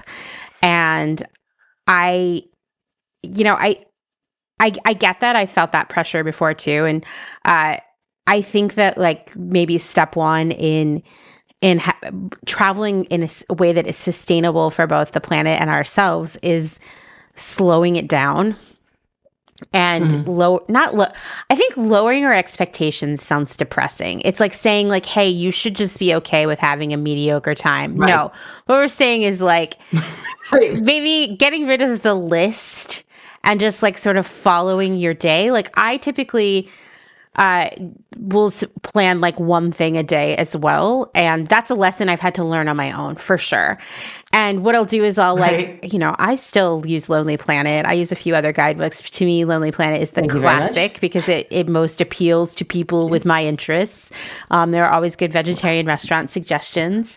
And that's true. So I will always, like, at hairbrush shops, I'll always get on my phone. It's cute veg and hairbrush shops. Yeah. I'll get on my phone and I'll save all the places that Lonely Planet recommends in an area. And then it's like, okay, well, we're strolling around. Would you like to go by this place, this hairbrush shop or what have you? But, not saying, okay, at 11, we're going to get off the subway, and then 11:30, we're going to go to the hairbrush shop, and then at noon, we're going to eat at this restaurant. This is like recipe for disaster and disappointment, and ultimately coming home and feeling like, yeah, this sucked. Like, I have gone to Japan quite a bit, and that's because there is still so much more to see because we take it more slowly, and also because Dustin and I will talk about this all the time, like, oh, I feel kind of like homesick for this place or this meal or this, like, I don't know, walking through the park. And so like when we get to go do those things again, it feels, I don't know, it feels like it's a part of our lives, right? And not this like fleeting moment that we had to cram in to get to the hairbrush store by 11:30. Right. And so I don't know. I think also like you should get to the airbrush, just get there as early as you can, guys. Really, because the airbrushes are going to sell out. Yeah. Be the first one there. Modio. It's a great. I mean, it's right great. There. Yeah. Which like this kind of brings me to my next question, which I mean, I suspect I already know your answer. I already know my answer here. But do you feel that it is an important part of travel to sort of adhere to the social norms of the place you're traveling? And if you do or do not think that, tell me why. I mean, I suspect I already know your answer, but you know, like an example I come up with is like trash, right? Like, why do people litter? Well, why do people litter? That's one question. Why do people litter in other countries? Like, why do they do it? Why would you go somewhere else and throw your trash? I'm going to offer controversial response to that, which is people litter in Rome because there's litter on the ground in Rome. And so they look at it and they go, okay, I guess this is what people do with it. But when in Rome. Is that where when in Rome originated? It's about littering. Right. And it's it was not.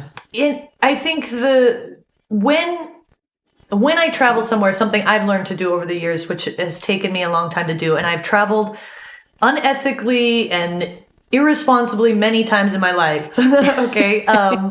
But really, I mean, I did spring break in Cabo when I was in high school, which we will not go back to. We will not dig into that too much. Riz. I'll show you girls. Speaking so much Riz. Show you a picture later, okay?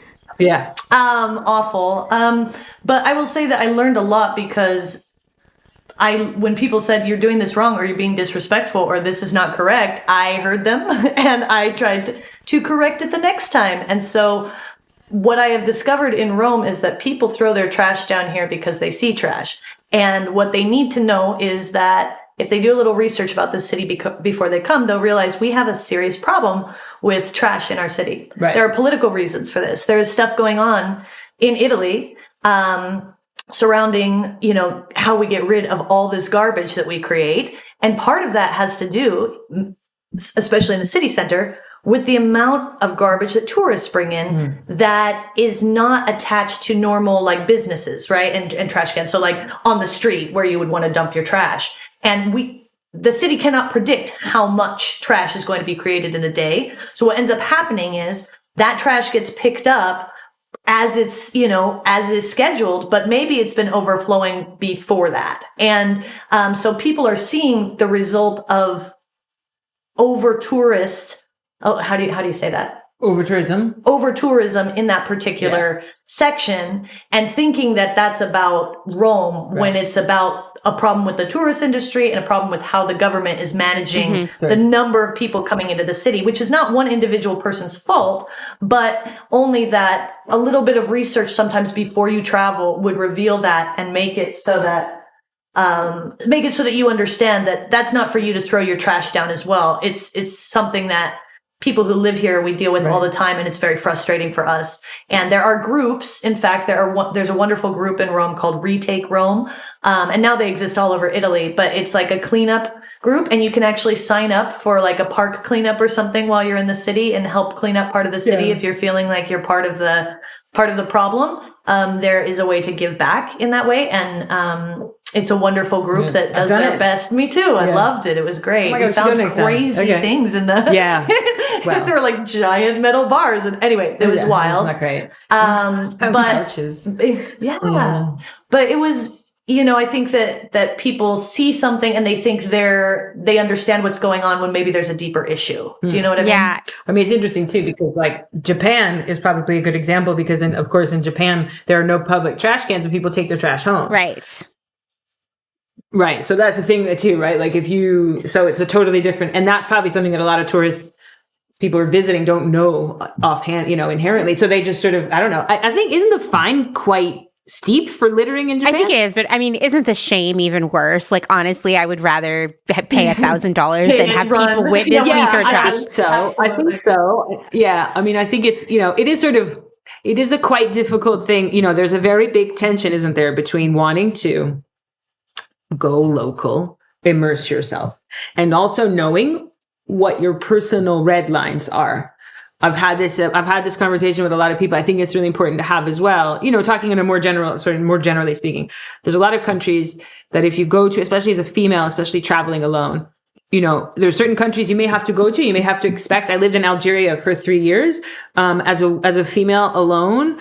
It's not something that is very common, you know, and so, you know, I had to be a little bit more vigilant about how I conducted myself outside in public, because it's not very common for women to go out and be alone in public at night, living their lives the way that for us would be absolutely fine. And we would never give it a second thought. Be very common. Yeah. It's not something that people do. I still did it.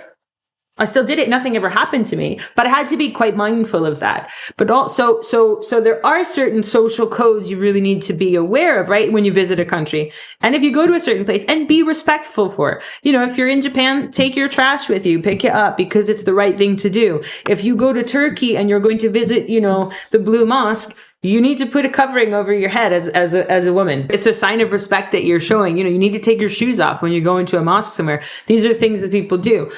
So understanding, and I think that it's an important thing to know the difference between understanding social codes and to a certain extent social norms, but understanding also the difference between that and then something that makes you uncomfortable. So if you're in a place where all of a sudden, you know, as a female, especially, I feel like if you're not a white man, to be quite honest, I think you have to be quite mindful of what you're doing anywhere in the world. True story. But for me, traveling as a female, you know, I don't want to be in a situation if somebody is objectifying me or if somebody is looking at me in a way that makes me feel uncomfortable. That's a no-go, whatever country I'm in. I don't ever think that's okay just because, I'm traveling in Morocco by myself and that's the way things are here. If you're in a country alone and you're traveling and you say, you know, I just had a really uncomfortable experience with a man who made me feel really uncomfortable. And they say, that's just how things are here. They're that way. No, it's not. It is not okay. So there is, I think, a difference between respecting the customs within a society and understanding the limits of how we want to be treated. Yes. 100%. And really finding that difference, I think, is very, very important, because again, it will go back to the experience. No one should ever feel, people who live in a country should not feel subjugated. They should not feel objectified. You going into a country should certainly not feel that way. Yeah. And if you do, that is not something that you should ever expect and something that you should ever excuse as being part of your experience there. And I think that's very important for people to know.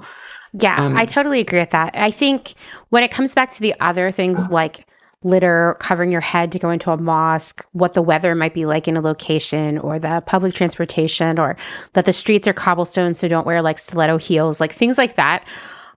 Really, that's where it is so important to do your research before you go. And that maybe rather than crafting bucket lists, you learn more about the place you're about to go, because you will have a better time. Like the Japan trash thing, for example. I knew about that before we went, and so I literally carried a little gallon Glad bag in my purse to put my trash in. And I also learned pretty fast, don't buy gross things that you're going to carry around all day, you know? Like I don't know what that would be, something like gooey, leaky. Like I was like, this is what it is to live here, right? And be responsible. And it's not ruining my day. But perhaps what would have ruined it is if I had no idea and I was carrying around disgusting like tuna juice trash all day or something and feeling like stressed, right? Right. And so like I think like that's why the research helps up front, because I have been the person who shows up in the wrong shoes. I have been the person who was not dressed for the right weather, right? I have been the person who didn't have an umbrella and it was like monsoon season. And so I have learned so much about how to have a more meaningful and fun trip by doing things the wrong way. But one thing I have learned is like to do your homework in advance and listen to the other people who have learned the hard way, you know? Right. It's so interesting though about the trash, because, you know, as a kid, the first travel I ever did as a kid was that my father was a bit of a survivalist. And he would take us out into the forest, and we would just live out there for a few weeks, you know. Right. It wasn't great. I mean, it was great, but it was also not great. Right. So,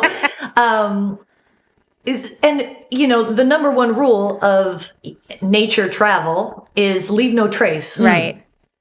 So we know that about nature, and yet when we visit cities, we think it's fine to leave parts of ourselves behind, and it's absolutely not. Like, I think the way that you handled that in Japan is how people should be handling their trash everywhere. Totally. Take it with you. I had this moment, actually, it was on our first trip to Japan, where we like to stay in this hotel in Tokyo that has shared bathrooms.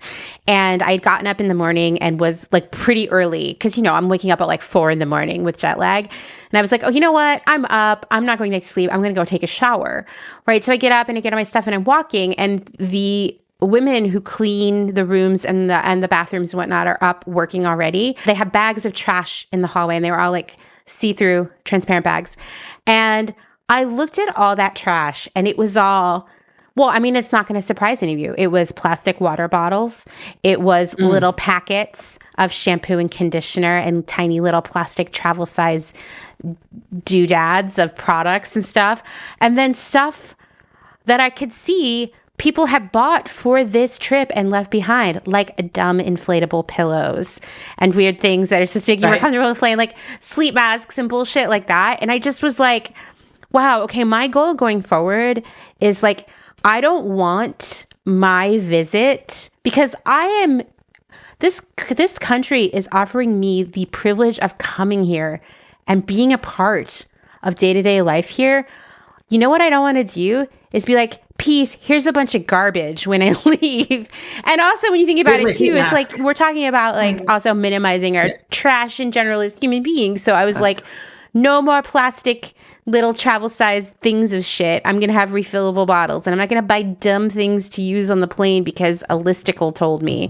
And I'm going to bring a reusable water bottle and try to use it as often as possible. I mean, of course, there's sometimes when you need some water and you got to buy a plastic bottle of water. Like that's that. But like, I'm going to do better. Like I'm going to challenge myself to leave as little trash behind when I leave. And I think that also saves you a lot of money, actually, on top of that. It's like, it's not just the environmental aspect of it even. It's like the social contract part of it, of like humans being bros, you know? Like, let's look out for each other. It will save you a lot of time for looking for trash cans, because honestly, if you're creating trash all the time, you have all this stuff you're trying to like constantly get rid of or buy because you didn't bring the thing, and you know, half your trip is going to be looking for trash cans in the city of Rome, one that's not overflowing. Yeah, it sounds so stressful. It's so stressful. So stressful. I think also in terms of packing, I think you're right. Like it is one of the things I tend to think about with packing. I mean, most of the time when I have to travel, it's always like for work. Usually, you don't have to travel for work somewhere. But usually, I live by the rule of pack your bag, and then unpack. If you're going somewhere, pack your bag. Take what, you know, everything you think you're going to need, unpack it, take 20% of that out and then repack it, because you're definitely not going to use everything that you think you're going to use. You're not, because we're kind of, again, it goes back to this whole thing of like, I want to bring as much of my stuff with me so that I have my stuff, so that I feel like I'm still with my stuff, because what if I'm going to need my stuff? And it's like, you could need your stuff. Look, I mean, for sure, you could bring every pair of shoes that you own, and then you'll have the choice of every shoes pair of shoes that you own. That one's the hard one. I've gotten good at it, but I used to bring like 5 pairs of shoes on a 7-day trip. What do you pack? What's your go-to shoe? Okay, well, I always bring a pair of sneakers, for sure. Okay. I always bring a pair of clogs that can be versatile for dressing nicely or not, you know? And then maybe if I'm thinking we're going to be dealing with some weather situation, I might bring a pair of like boots or something else that are going to be fine if we get wet. And that is what I limit myself to.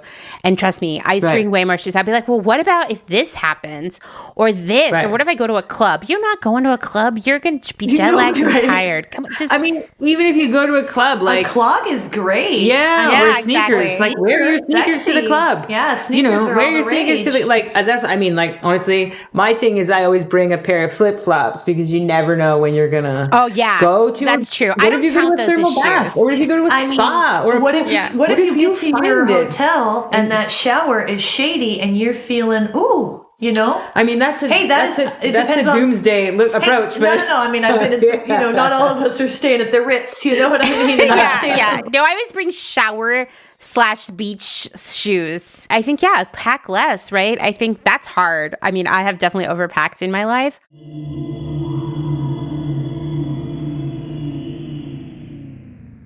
If you're enjoying this episode, then this is a great time to remind you that my work here at Clotheshorse is made possible by the support of listeners like you, just like NPR, and these great small businesses. Please go give them your support.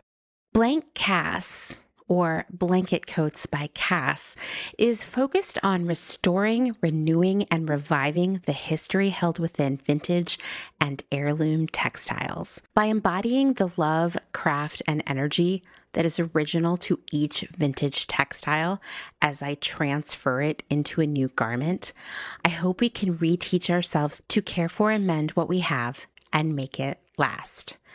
Blank Cass lives on Instagram at _Cass, and a website will be launched soon at blankcass.com.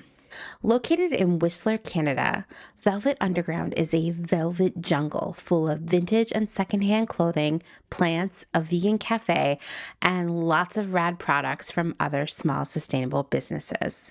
Our mission is to create a brand and community dedicated to promoting self-expression, as well as educating and inspiring a more sustainable and conscious lifestyle, both for the people and the planet.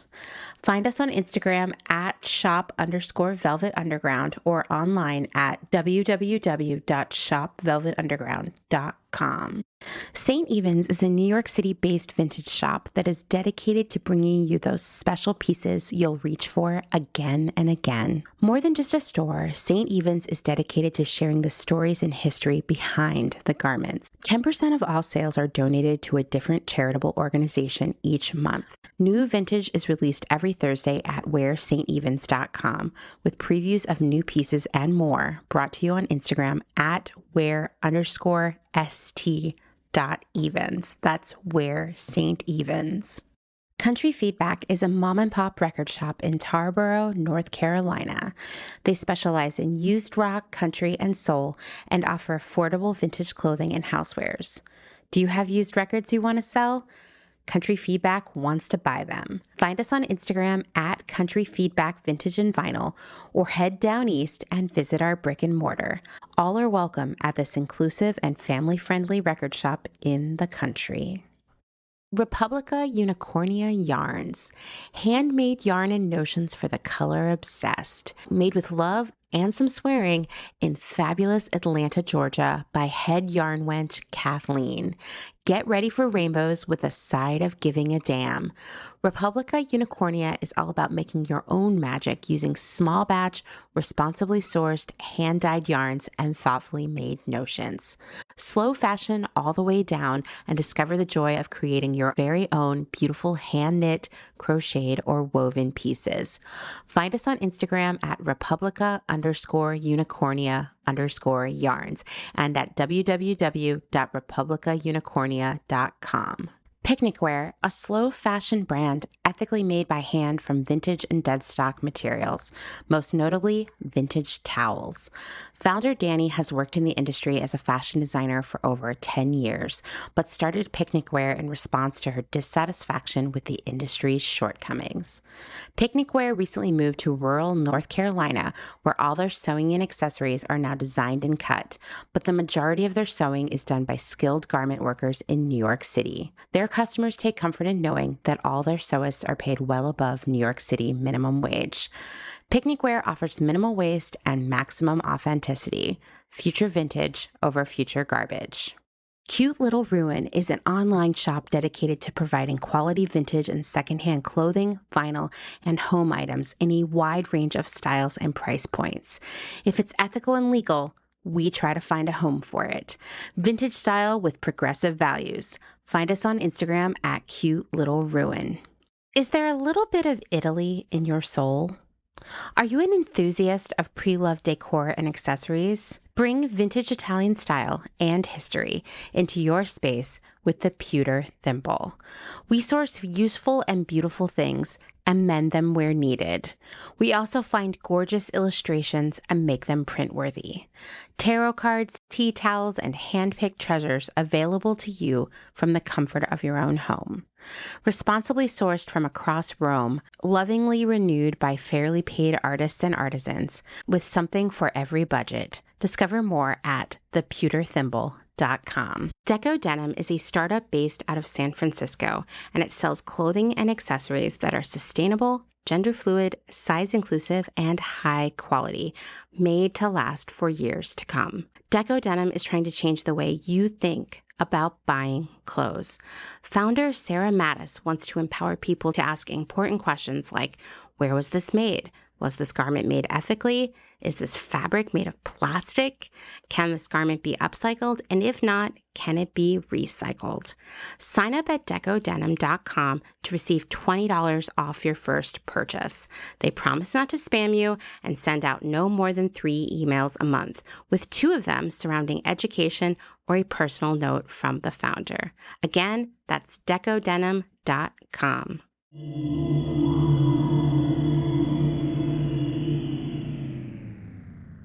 So speaking of stuff, this is the last part of our conversation, and I know we don't have a ton of time left.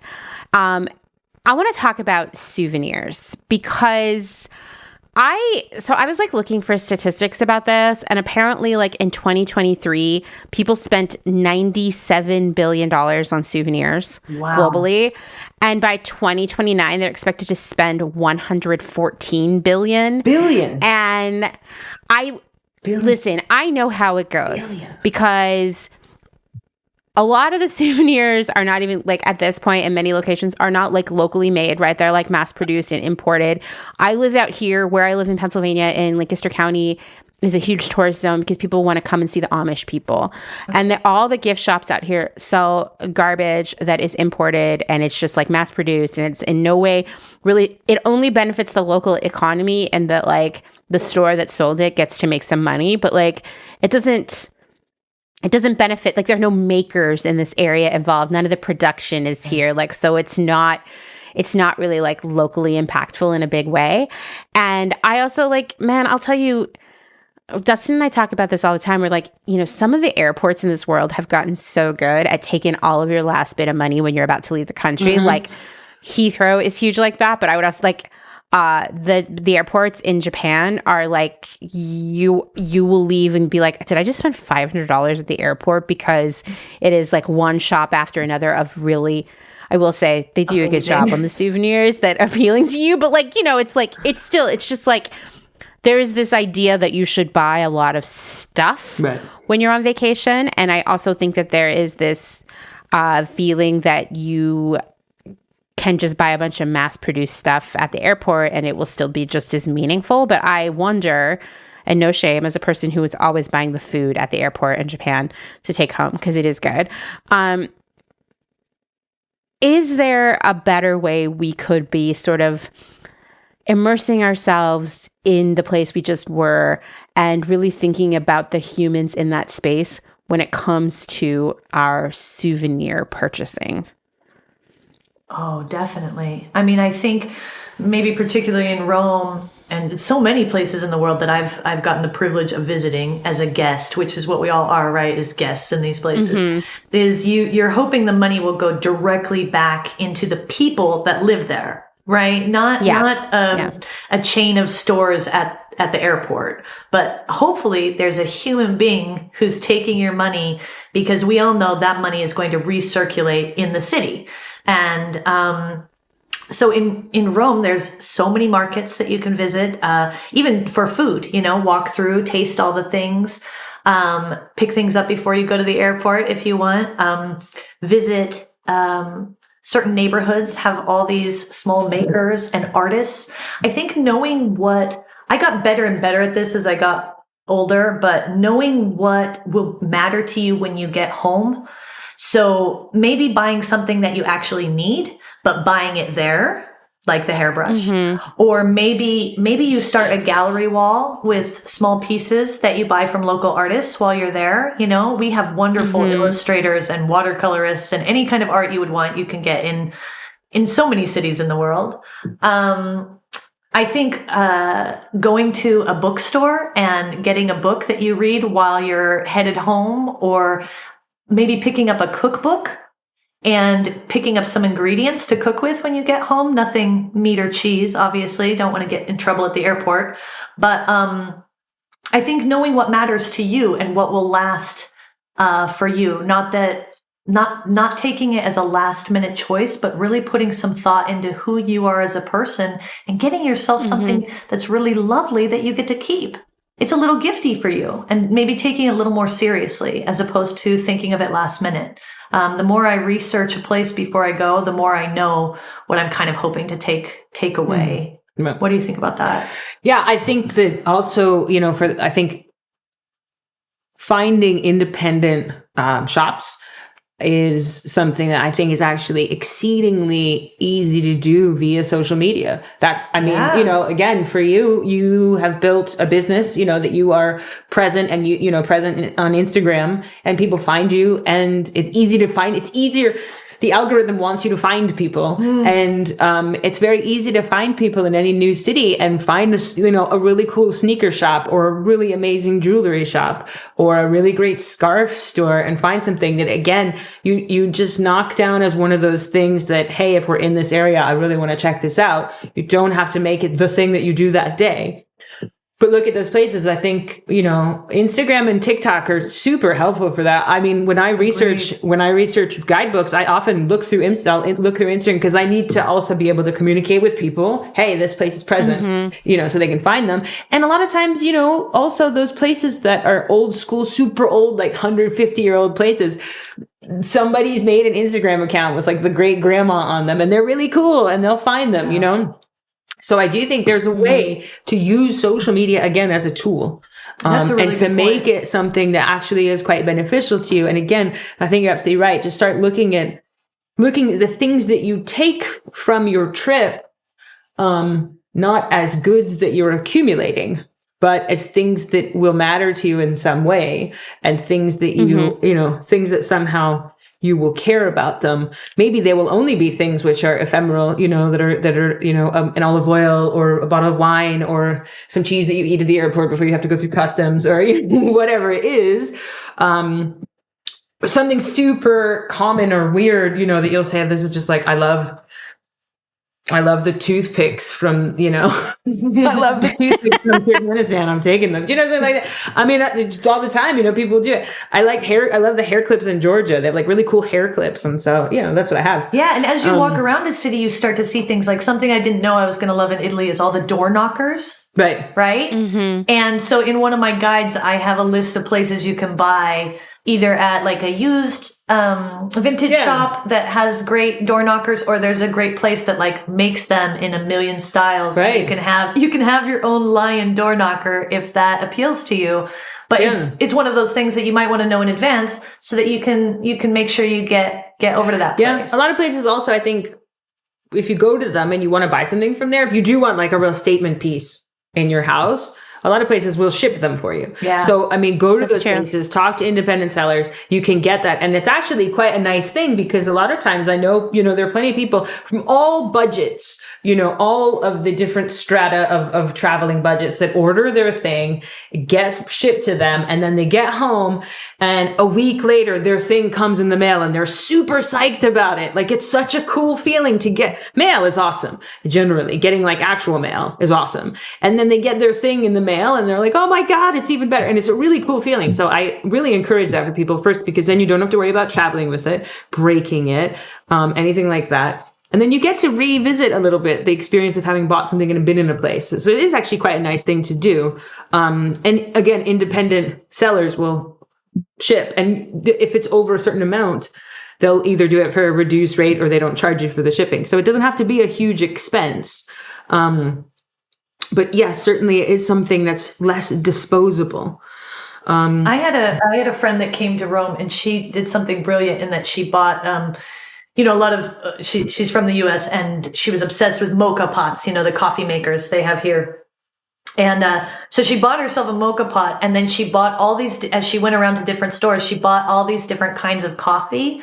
And that's what she took home for herself, was all these different kinds of coffee.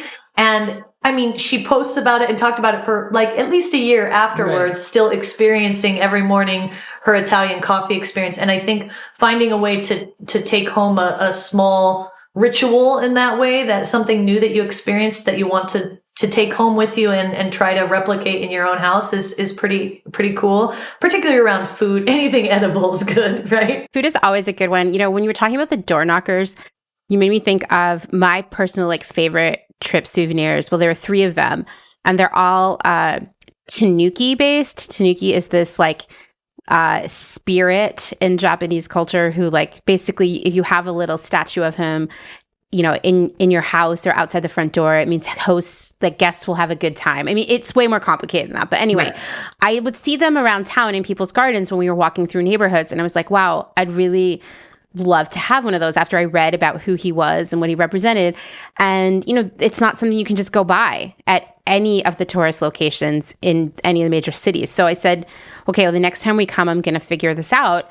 And all of the tanuki statues, for the most part, in the entire country are made in one town up in the mountains. There are only a few towns in the whole country where all ceramics are made, basically. They're like ceramic towns. So I made a plan for us to go up to this town. It was 4 trains, and each train we went on was smaller than the one before it. And it is absolutely, this town we went to is absolutely not a place where Western people go, because there's no English there at all. I mean, you can hash it together, but you need to know a little bit of Japanese.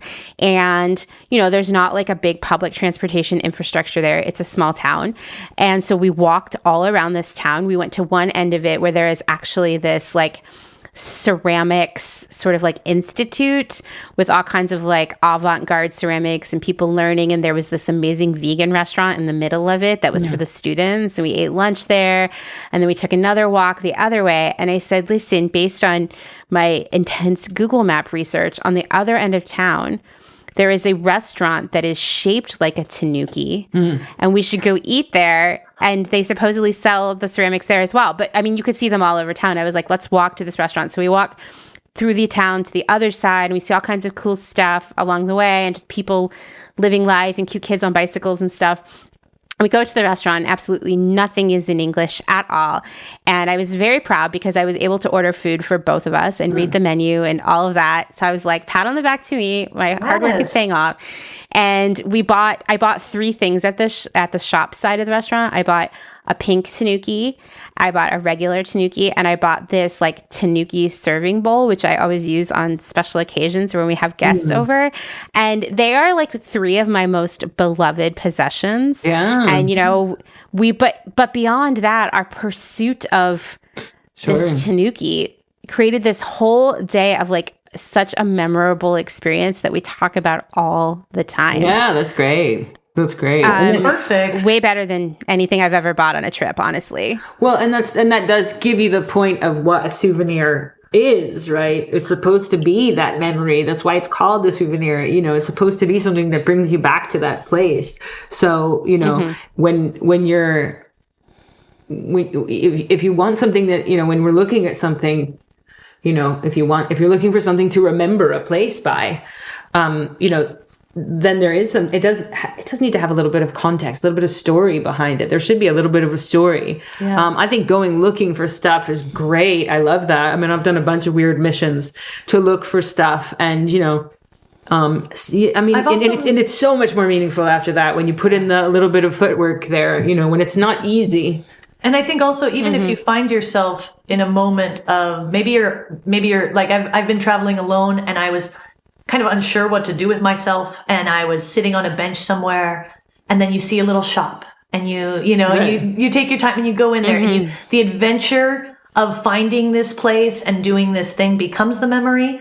Or the first time I was in Florence, I was sitting on a bench somewhere, and I started watching the painters in the square near the Duomo. And I ended up buying two small paintings from one of these these painters, and I gave one to my sister, and she has it up in her house all the time, and I have mine up in my house all the time, and it's something that connects the two of us, but it's also something that always reminds me of what it was to feel alone, but also capable in a place all by myself, and to buy art from a local person who was very and the experience of watching somebody make it in front of me was incredible. Anyway, I think there's so many beautiful ways to take something home that isn't about giving money in a panic at the end. I think it's also okay to go away empty-handed. I think I would challenge people. If you go to the airport and you haven't bought the thing and you're panicked, just don't buy it. Don't buy it. And I bet you can find somebody online, a small maker, that would be willing to ship it to you, that would be willing to, there are other ways of getting what you need rather than putting it in with a, chain store at the airport. And also I think it's important, going back really to the original point that when we were, the sort of point in the discussion where we started, to make traveling less about consuming, make it less consumptive. You don't have to get presents for everyone. You don't have to get stuff for everyone. Okay. Because it's nice that, it's not that impulse is nice, but you're the one, make the travel more about yourself. You're the one that's having the experience.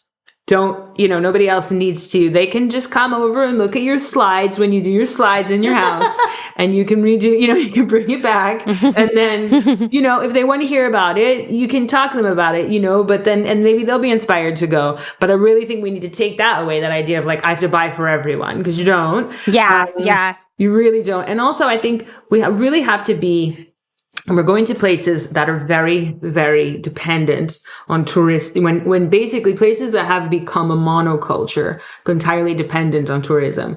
In Italy, I think the most obvious example really is on the Amalfi Coast, where these very small towns are overwhelmed by tourists that are coming in, that are visiting on daily visits. They're not staying there. They're coming in for short visits. That they're just not capable of handling that level of human interaction. Really, there's not the capacity for it there. But also, when you're going there and you're buying these when you're going and seeing all these sort of trinket shops and tourist shops that are full of stuff, people have to own those shops. And the more that we make that the norm and that becomes that kind of place, the less likely it is that the people who own those shops, that their kids are going to be looking at that saying, I want to do that as a job, because they will see the way that those people have to live their lives. It's a quite thankless job, really, because again, if you're going in and buying something that's disposable, more than likely your attitude towards both the thing and the person selling it is that they are both disposable. And then there's almost a sort of violence to that interaction there, because, and so when we're patronizing shops that are full of, if we're going into some place, even if you do go into some place, if you're on the Amalfi Coast and you go to some place and you're going to a shop that's just full of magnets or plates and things like that, the thing to keep in mind as well is that there are people that are running that shop. And if you are going to go in there and you are going to buy something there, fine, maybe it'll be quite meaningful to you. But keep in mind that you're still treated with the same attitude as buying from a small independent artist. Always treat people well. 100%. Give that the same due for it, because then we are talking about people who do this for a living. And so, let's try and never be too disparaging of them and things like that, I think. But the more that we can support those independent shops, the more likely it is that independent shops will flourish in places like that. And there are places, even in Amalfi, in the town of Amalfi, there are tons of little small shops run by people. You just have to go a little further out to find them. But a 5-minute walk instead of a 30-second walk, you know what I mean? And you can find them. And then that, that breeds more of those kinds of places and those kinds of things. And people are then encouraged to be creative, and they're encouraged to stay. They're encouraged to stay, and they're encouraged to do more in the places that they're from. Yeah. And as much as it's great to travel, it's really great to be able to go to a place and know that people are living there and thriving there because they want to be there. And you're going to leave. You go home. So, you don't want to leave your trash, metaphorically, or literally, leave the place better than you found it. Right. Yeah. Leave a place better. Be the kind of person. And when I did this class for Atlas, I told them, I said, listen, the sort of, at the end of the day, be the kind of person that somebody tells their kids about at dinner. Hey, I had a great person come in today. Be that person. Be the one I love that. The one that somebody talks about at dinner as having had like a great experience and they were really cool. Be that person. Don't be the one that they're complaining about. Be the one that they want to tell their kids about. That's sustainable. That's a sustainable traveler. The rest of it is I love the rest that. of it is just hairbrushes and hairbrushes and cold medicine. Hairbrushes and cold medicine. Hairbrushes and cold medicine.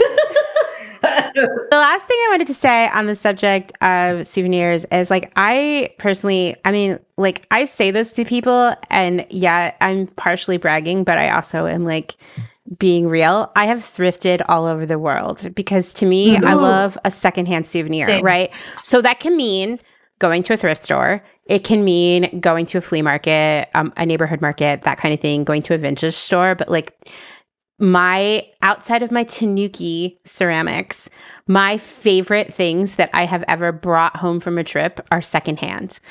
And I think that this can be intimidating to people, especially when we talk about markets. By the way, if you have questions about markets in Mexico City, I'm your person to see because I've gone to all of them many times and have many thoughts. But I know that you are working on something, Desiree, based on your love and appreciation for the markets in Rome. Yeah, for me, as somebody who's always thrifted, right? That's been my introduction to every city I've ever visited, was that I couldn't maybe necessarily I couldn't see myself going into a lot of fancy shops, right? Mm-hmm. You're visiting Paris and you're thinking this is really overwhelming. Or living in Berlin was a little less overwhelming. But what happened is I'd Google, where's the Humana in this city? And I'd get myself over there. And it's really a place where you can have a dig and see so much of the culture, because what people are donating and what's in there and there's just so much to see. So interesting. And no more so in any city than in Rome has it been a place for me to practice my Italian. It's been a place for me to make friends with people who work there and can tell me about something. I can hold up a thing and say, tell me about this. I don't know what this is. And, you learn things about the culture and about the people and about the place right through the objects. Just an absolute joy. And so I've been putting together guides that help people visit these places that have honestly been so kind to me and so generous with their time, that I'm hoping that, in my shop, I sell things that I have found. So they have a price on them that indicate that I am being paid for my time in finding. Mm-hmm. Yes. That isn't always accessible. So I also have prints that have been worked on by a 3D artist who, spoiler, is my partner. He's working for food, but it's good food. And I have created these PDFs so that if you would like a vintage advertisement of an Italian poster or something, you can afford to do that for less than €10 and have it instantly downloaded into your, box. But if you're the kind of person who would like to do the searching on your own, and you're a person who's working with a budget, but you love visiting markets, I've also put together a few guides for you to do that so that you can go and have your search. And I let people know where the bathrooms are nearby, or where a good cafe is nearby, or how I would take public transportation to that. I also let people know if there's bartering allowed in those systems, or how I might handle the situation if I did want to barter. Because I think that I have had some of my best experiences thrifting in the city. 100%. Yeah. In fact, Ginger and I are, one of the layers of our friendship is that we are crazy about this shop called Affare Fatto in our city.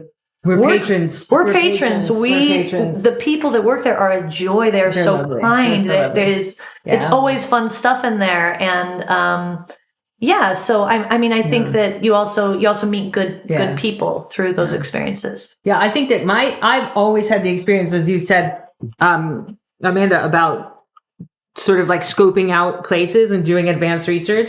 Almost every place I go, every city, especially wherever I go, I will always look for the thrift shop. Yeah. And I'll always be like, okay, we'll hit there and see kind of what's up. Like, I'll just, you know what I mean? I was in Thessaloniki. I was like around doing some stuff in Greece, and I was there, and I went to Thessaloniki, and I was like, okay, cool city. Let's hit the thrifts. Let's see what's going on with the thrift shops. And some of them were like bananas. Like, if I can tell you, one of them was like up this street that had and I love cats. We all love cats, but this literally had like 50 cats, like a feline colony that were all being fed at the same time. And it was like a real gauntlet to like get in there. And then like go down the stairs, and it was down like 3 flights of stairs, and it was terrifying. But I was like, yeah, all the cats are like, okay. Who are you? And it only sold like, do you remember like Sergio Tacchini, like jumpsuits? Yeah. Like, Yeah. you know what I mean? Like, Yeah. right? And it was like just wall to wall. And I was like, that wasn't advertised at all. I don't think I can fit any of this in my wardrobe, but I'm here. It was so weird. But it was so much fun, right? And I think for me, one of my absolute favorite things, and I don't know how many cities I've done it in too, is to just put my headphones on sometimes, just put music on, walk through a city. And maybe I'm not interacting like fully, but I kind of am, because I'm looking at people, looking in their eyes and walking next to them, and then going to a thrift shop. For some weird reason, for me, having a thrift shop as the goal makes everything kind of feel like I'm safe. I'm good. Yes. Because Right. I know I want to get to a thrift shop. I don't know what I want to get. I don't know. Maybe I'll get nothing. Yeah. You know, but maybe I'll just see a bunch of cats. And maybe you'll just see cats and look at jumpsuits. But Yeah. And that'll be 'cause you fun. remember it. Yeah. And it's a place where, I mean, honestly, I find it a very inclusive space in terms of like my budget. In terms of, usually in Rome, there's somebody there that speaks English. Right. Which is important for tourists. You know, you want to be able to ask questions sometimes. Also, there's usually a bathroom and a coffee shop nearby, which is essential. Well, that's not all. Now, bring your own toilet paper. Bring your own toilet paper. Not but there's a also, bathroom that's nearby. not always to the case, but I think, fair enough that there are. But I think also thrift shops, you usually find in two kind of spots in a city, right? Either in like the kind of cute hipstery spot, or like the spot where it's like kind of like outside of the center, like bananas outside the center. Like people are just like, what are you doing here? I love that, right? Like it's cool. Whenever I'm in either one of those places, I'm like, okay, cool. I'll find a mojito. And then also like my sanity will be questioned. Like I'm good with either one of those. And, but in so many cities in the world, my best experiences have been at thrift places. And I think that in Rome, we have a very, very lively secondhand world. And one of our main markets is currently like being renovated, but all those vendors exist somewhere else. You can follow them online. If you shop with somebody you really like, you can follow them on Instagram and shop with them again, or at least, you know, maintain a friendship, which is cool. Gives you another reason to come back and visit the city. And I love getting lost in those spaces. And so if that's something that interests it interests other people, I mean, I have some guides that make that a little simpler, and it depends on which neighborhood you're in, because there's something in every single neighborhood. I remember I used to go to this place when I lived in Montreal. I used to go to this thrift shop that was, I think I told you about it. It was like half a costume shop, and then the other half was like, they had like a room that they would just pile clothes in. It was just a mountain. Yeah. And you would just have to climb into this like a ball pit of clothing. Sounds amazing. And they would sell it by the bag, right? It was like by the kilo or something like that, right? And you just go through, and it was kind of like, I mean, they washed it and stuff, and like it was all disinfected, so it wasn't just like a sort of scurvy nest. But like, you know, going through there, and Mark and I, the first time, my husband and I, like one of the first trips we ever went on together, we went from New York up to Montreal, and I hadn't lived there in a long time, right? So I went back there. I was like, hey, we want to stop by this cool spot? And he was like, where are you right now? What is this? He still married me, but still like, and his mom is an antiques dealer. So like, you know, he was just like, he's like very, very well knows the vibe. But then just thought it was really funny. Just watch me like jump into this clothes pit and just come out with it. And it was amazing fun. It was a great experience, and I think that's the thing too. Like, you can sort of measure the humanity of a city by how they treat their secondhand clothes. Like, you can kind of tell, do you know what I mean? If it's like, if they're cool spots and people are nice and they're well taken care of, and it's like a really cool cross section of people are there, you're like, okay, this city's got a real humanity to it, right? They understand. Yeah, but sometimes like if you, exactly, like we understand, we get that, but like if you find places where it's either like super expensive or it's really relegated to the periphery and like it's kind of like not fun, you can kind of tell like, okay, this is a city that is not very interested in that circularity. Well, right? I find that like, especially, I mean, some years ago when I had started doing some major traveling, I was in Vienna and I was wandering through quite a neighborhood that didn't look, there was nobody taking Instagram photos. Let's just say that. Okay. And, there was a great store. Like, there was this incredible thrifty store, and I went in there and I bought this belt. And every time I wear this belt, people are like, where'd you get this belt? And I get to tell them about this weird shop I went into in Vienna, right, where I did not speak any German, but we were working it out about what I wanted. And the people were really fun and interesting. And like, we had a coffee together afterward because there was a coffee shop next door, and the owner was like, what are you doing here? Right. And I was like, well, I don't know. I'm getting lost, and I found your wonderful store. And I don't know if those days are done in the world that, nobody's doing this post-COVID, having coffees with strangers. But I will say that I have found so much humanity in thrift stores and so much, intrigue and kindness. And absolutely. It's a great way to see a city. 100%. And you do get to say afterwards when someone's like, hey, nice feather boa, where'd you get that? And you'll be like, oh yeah, you know what? It's just this like little thrift shop in Vilnius that I was. Oh my God. Yeah, vague, like a casual flex. But, yeah, you know what I mean? Like it does make you sound a little bit more, it gives us more depth. We get more gravitas as travelers. Well, glad to hear it. My belt's like from the airport. Yeah. I mean, it is quite a belt that has faces all over. Oh, wow. It. Wow. Yeah, that does sound amazing. Yeah. Very nice. Well, it was so nice to talk to both of you today about this. Does anybody have any final parting thoughts, wisdom, last words? And it's okay if you don't. I know that's like a lot of pressure. No, I have none. I think we should just continue. We should continue the conversation. I will say, let's talk forever. No, I don't mean it like that. I don't have parting thoughts because you're not going anywhere. We're doing this for 4 more hours. Right? I would say, you guys, you want to sleep? You can just like nap together. Let's have a sleepover. Do you guys want to watch Father the Bride together? Yeah, I would say, in general, being a human being that cares about other human beings is essential when you travel, and being a traveler that cares in general about the place you're going is pretty much the only tip you need to leave with. And I thank you, Amanda, for caring about this subject and continuing to care about small businesses. You're a hero amongst many.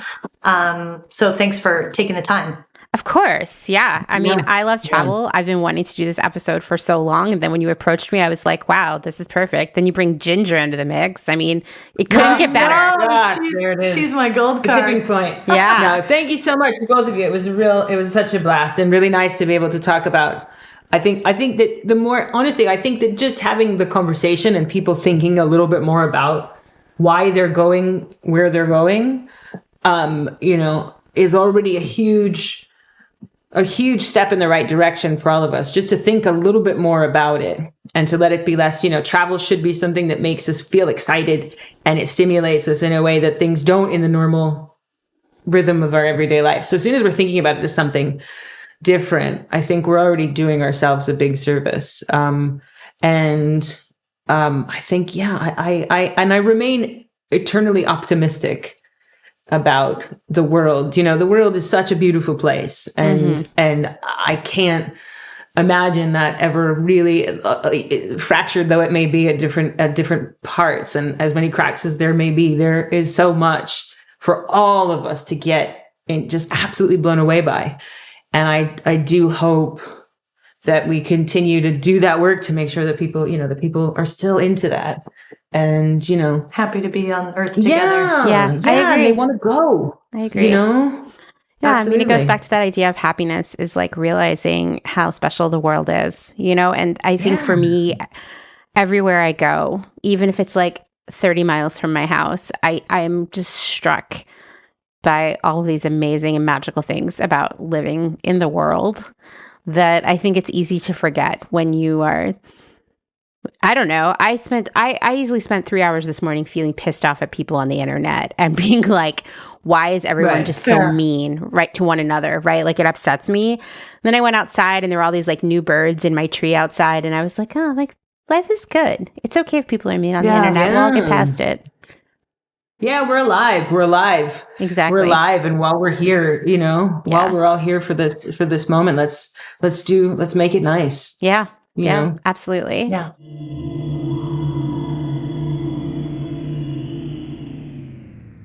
Thank you to Desiree and Ginger for spending a few hours with me. Honestly, it was not enough. I want to talk to them again and again, so hopefully they will be back on the pod in the future. I will share links for where you can find them in the show notes. Ginger has all kinds of great writing all over the internet that I will share. And do check out Desiree's new guide to Porta-Portese, which I know I did not say in as great of an accent as they did. It's so cool. She has a whole new beautiful website too, so please go check it out. I know this is a long episode and I've probably tried your patience already, so I'm going to wrap things up here with 2 announcements/reminders. Don't forget that we are at almost 200 episodes of Clotheshorse.